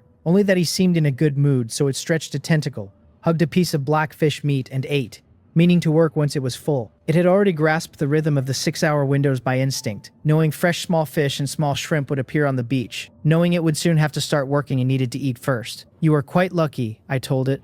As long as you keep eating, you grow stronger without bursting. And I glanced at the chat channel, then down at the little octopus, and let it finish its meal without disturbing it. I had gathered 3 times this afternoon, corn refreshing at the food plots all 3 rounds for 3 level 2 corn seeds, 19 level 1 corn seeds, 4 level 2 corn kernels, and 3 level 2 corn stalks. The 5 level 2 ore piles did very well, yielding 65 granite all told, plus 88 iron ore, 11 flint, 35 soil, and 102 stones, each pile giving nearly 20 units a round. Among the level 1 resources, weed was scarce at 198 stalks, while wood came to 416 and branches to 83, and the afternoon banked 1,723 gathering experience, which added to my earlier total let me level again. Gathering rose to level 7, combat power up a point, the bar resetting to 1,280 of 12,800, my combat power now 15. I did not feel much difference, since this was not the beginning, when 1 point meant a 20% boost. In the chat channel, someone suddenly popped up and leaked the truth about pet quality, saying player number 7's heart was really black, that appraised pets were never below common grade and only revealed their quality once a player raised them to adulthood. The key point was that pets appraised from a player's unknown items were not the lowest grade everyone had assumed. People had talked before about the pet grades that refreshed in the sales area, immortal grade down to common grade, all seen to some extent by those who visited, but the rumor had run that player appraised pets were not even common grade, just for show once grown, of no rank at all. Because people believed it, some had felt it better to sell theirs for a few hundred ocean crystal stones, enough to buy real equipment or materials, and far more valuable than a useless ornamental pet. Then one player who could not bear to sell took theirs home, fed it a great deal, and watched the adult pet manifest quality attributes. The channel erupted. Someone asked what the point of appraisal even was if you could not see the info, calling it a loophole for others to exploit. And another pointed out that exploiting it still cost ocean crystal stones, that it was never a forced sale. So anyone whose brain was fried enough to sell as a fool could blame no one. Number 7 himself wrote that the ones he bought never produced a grade, that they all died during the evolution process, which drew open mockery. The loud crazy woman player 99 sneered that the so-called lucky emperor said his crystal stones went down the drain, and asked whether anyone believed him or believed she was the ruler of the world, with players promptly begging this self-styled lord ruler for an immortal pet or an immortal cultivation technique.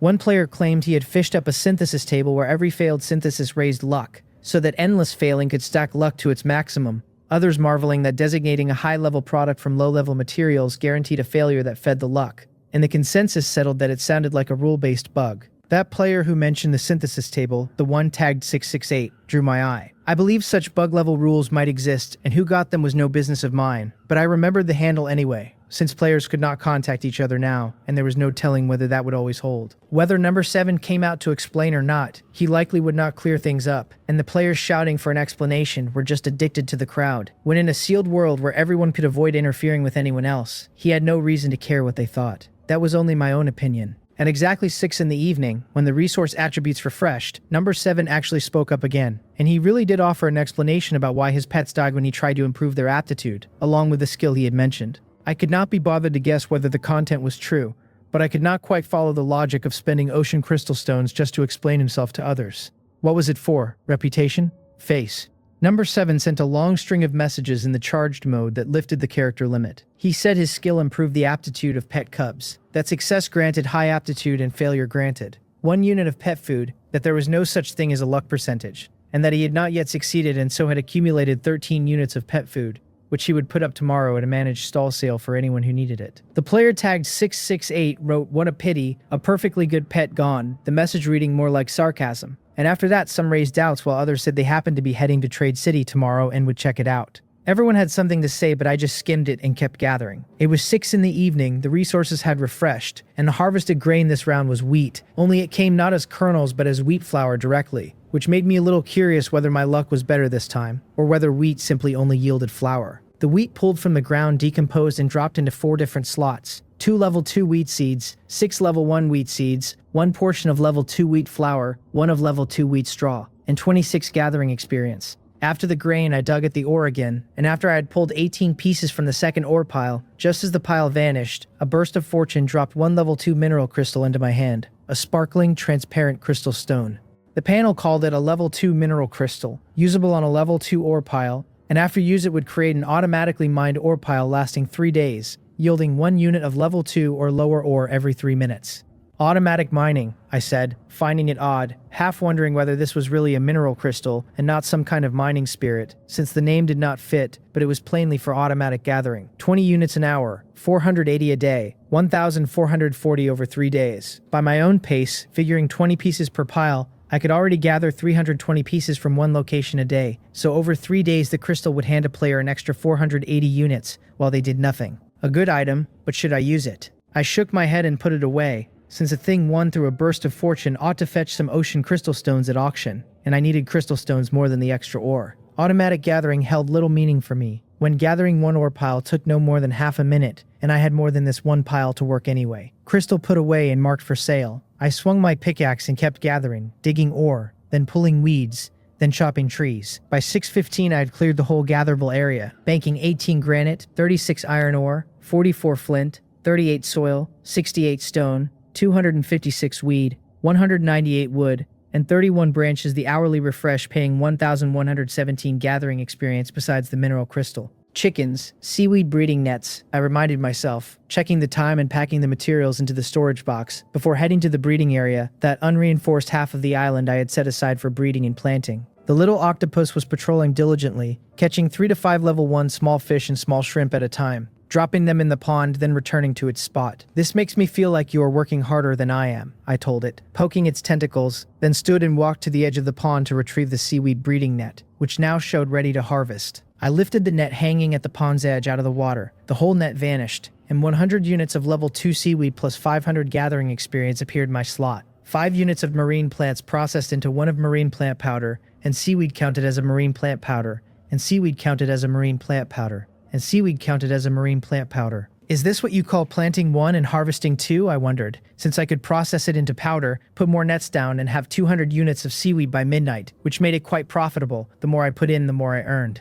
No hurry for now, though. After collecting the seaweed, I went and stood beside the breeding pen, where the harvest, unlike gathering, was a single tap operation, a virtual box reading ready for harvest floating above the pen within easy reach. Inside, the fluffy chicks I had placed at noon had grown into a hen and a rooster, each no lighter than 10 pounds, the rooster pacing in circles while the hen lay in the weeds with its wings half spread, shielding the chicks beneath it. I tapped harvest, and 2 different kinds of chicks dropped into my slots. 1 fluffy chick marked hen with a breedable tag, the other 6 stacked together and unmarked as hen or rooster, just labeled chicks. Serious differential treatment, I muttered, very satisfied with the harvest, and I took out the breedable chick and set it back in the pen. The pen now held a level 1 rooster, breedable, with 6 days, 17 hours, 57 minutes left, a level 1 hen, breedable 9 of 10, harvestable in 6 hours, and a level 1 hen cub, breedable 10 of 10, hungry, harvestable in 6 hours. The 3 animals carried different notes. The breedable hen able to lay and hatch eggs 10 times, the rooster showing only a valid duration, which was normal enough since hens were the ones that laid and hatched. Seeing the chicks marked hungry, I poured the unit of cabbage feed from my slot into the trough, then poured 3 bottles of water into the basin. That was all for now, since I would come back later to add more feed and wait for the midnight harvest, hoping the cubs would still carry the breedable tag then.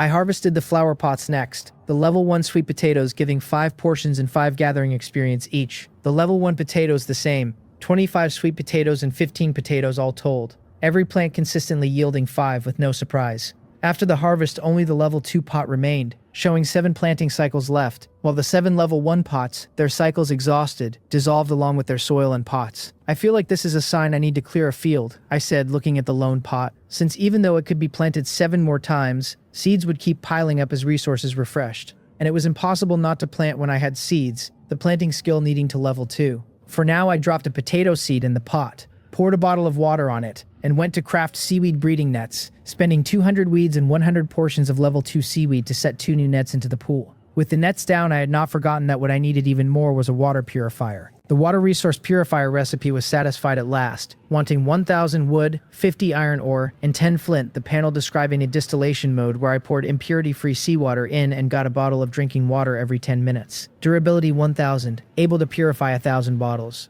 It occupied 1 square meter, exactly 1 foundation stone. 6 bottles an hour, I noted. If my breeding and planting scale up, I will need many purifiers, suddenly realizing how slow the production was. I'd placed it and adjusted its spot. The machine in 3 parts, a meter-high main body sealed in sheet iron so I could not see inside, a side inlet with a sheet iron bucket hanging from it for fetching and pouring water, and a low side platform where the drinking water came out in individual bottles. Those plastic bottles would vanish once finished, exactly like the ones from supply crates. With the purifier placed, I carried the bucket to the beach and lowered it directly onto the surface of the seawater. A sudden sense of crisis surged through me, and in an instant I grabbed the bucket and leaped backward 4 or 5 meters. A dark shadow flashed past. The water surface struck with a loud burst. In seawater like this, would anyone actually go swimming? I muttered. Aside from fishing, this was the first time I had touched the sea beyond the beach, and the dark thing that had lunged at me had only slapped the surface when I retreated and pulled the bucket clear, then dove straight back into the depths. I caught only a glimpse of a fishtail and the splash, no information at all, but the speed of its appearance and vanishing told me this fish was incredibly strong. The mutated kelp from before had at least given me time to react and could be fished out and roasted,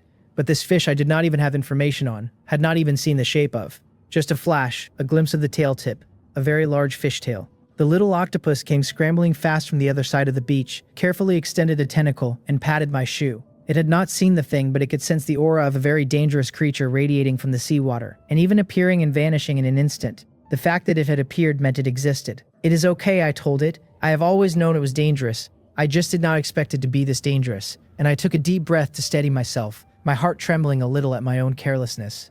Fortunately, I had dodged fast and kept my body out of the seawater.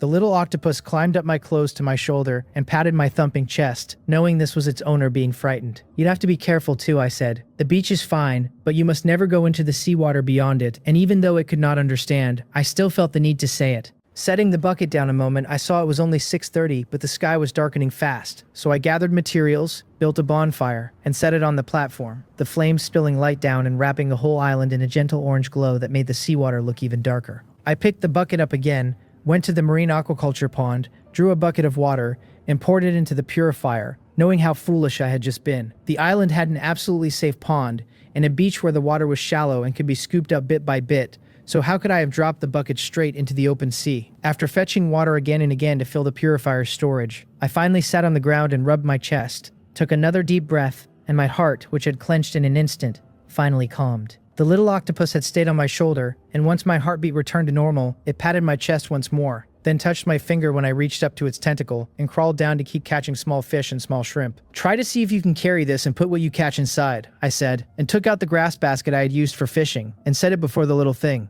Not understanding, its first move was to crawl right into the basket, test the size, and crawl back out. And when I kept pushing the basket toward it, a tentacle curled around the edge, lifted it, and ran for the beach. There were not many small fish or small shrimp left, but after catching some and dropping them in, confirming they could not escape, the little octopus happily carried the basket back in 2 tentacles to show me. It shook the basket, lifting it pointedly when I knelt down. Very good, I told it. This way you can carry the basket and not run back and forth so many times. And I touched its tentacle, watched 2 tentacles wave, and knew it was very happy. The little thing was plainly showing off. Having confirmed gear like the grass basket worked for it, I carried it over to pour the small fish and small shrimp from the basket into the pond. The pond now held 2 level 2 seaweed breeding nets, 79 level 1 small fish, 65 level 1 small shrimp, and 33 level 1 small crabs. To level hunting again, I needed 400 experience, and these were not enough yet, so I let them be. I carried the little octopus to the front of the house, took out the very last piece of level 2 black fish meat, and let it eat first. 1,000 health had meant leaving the juvenile stage for adulthood,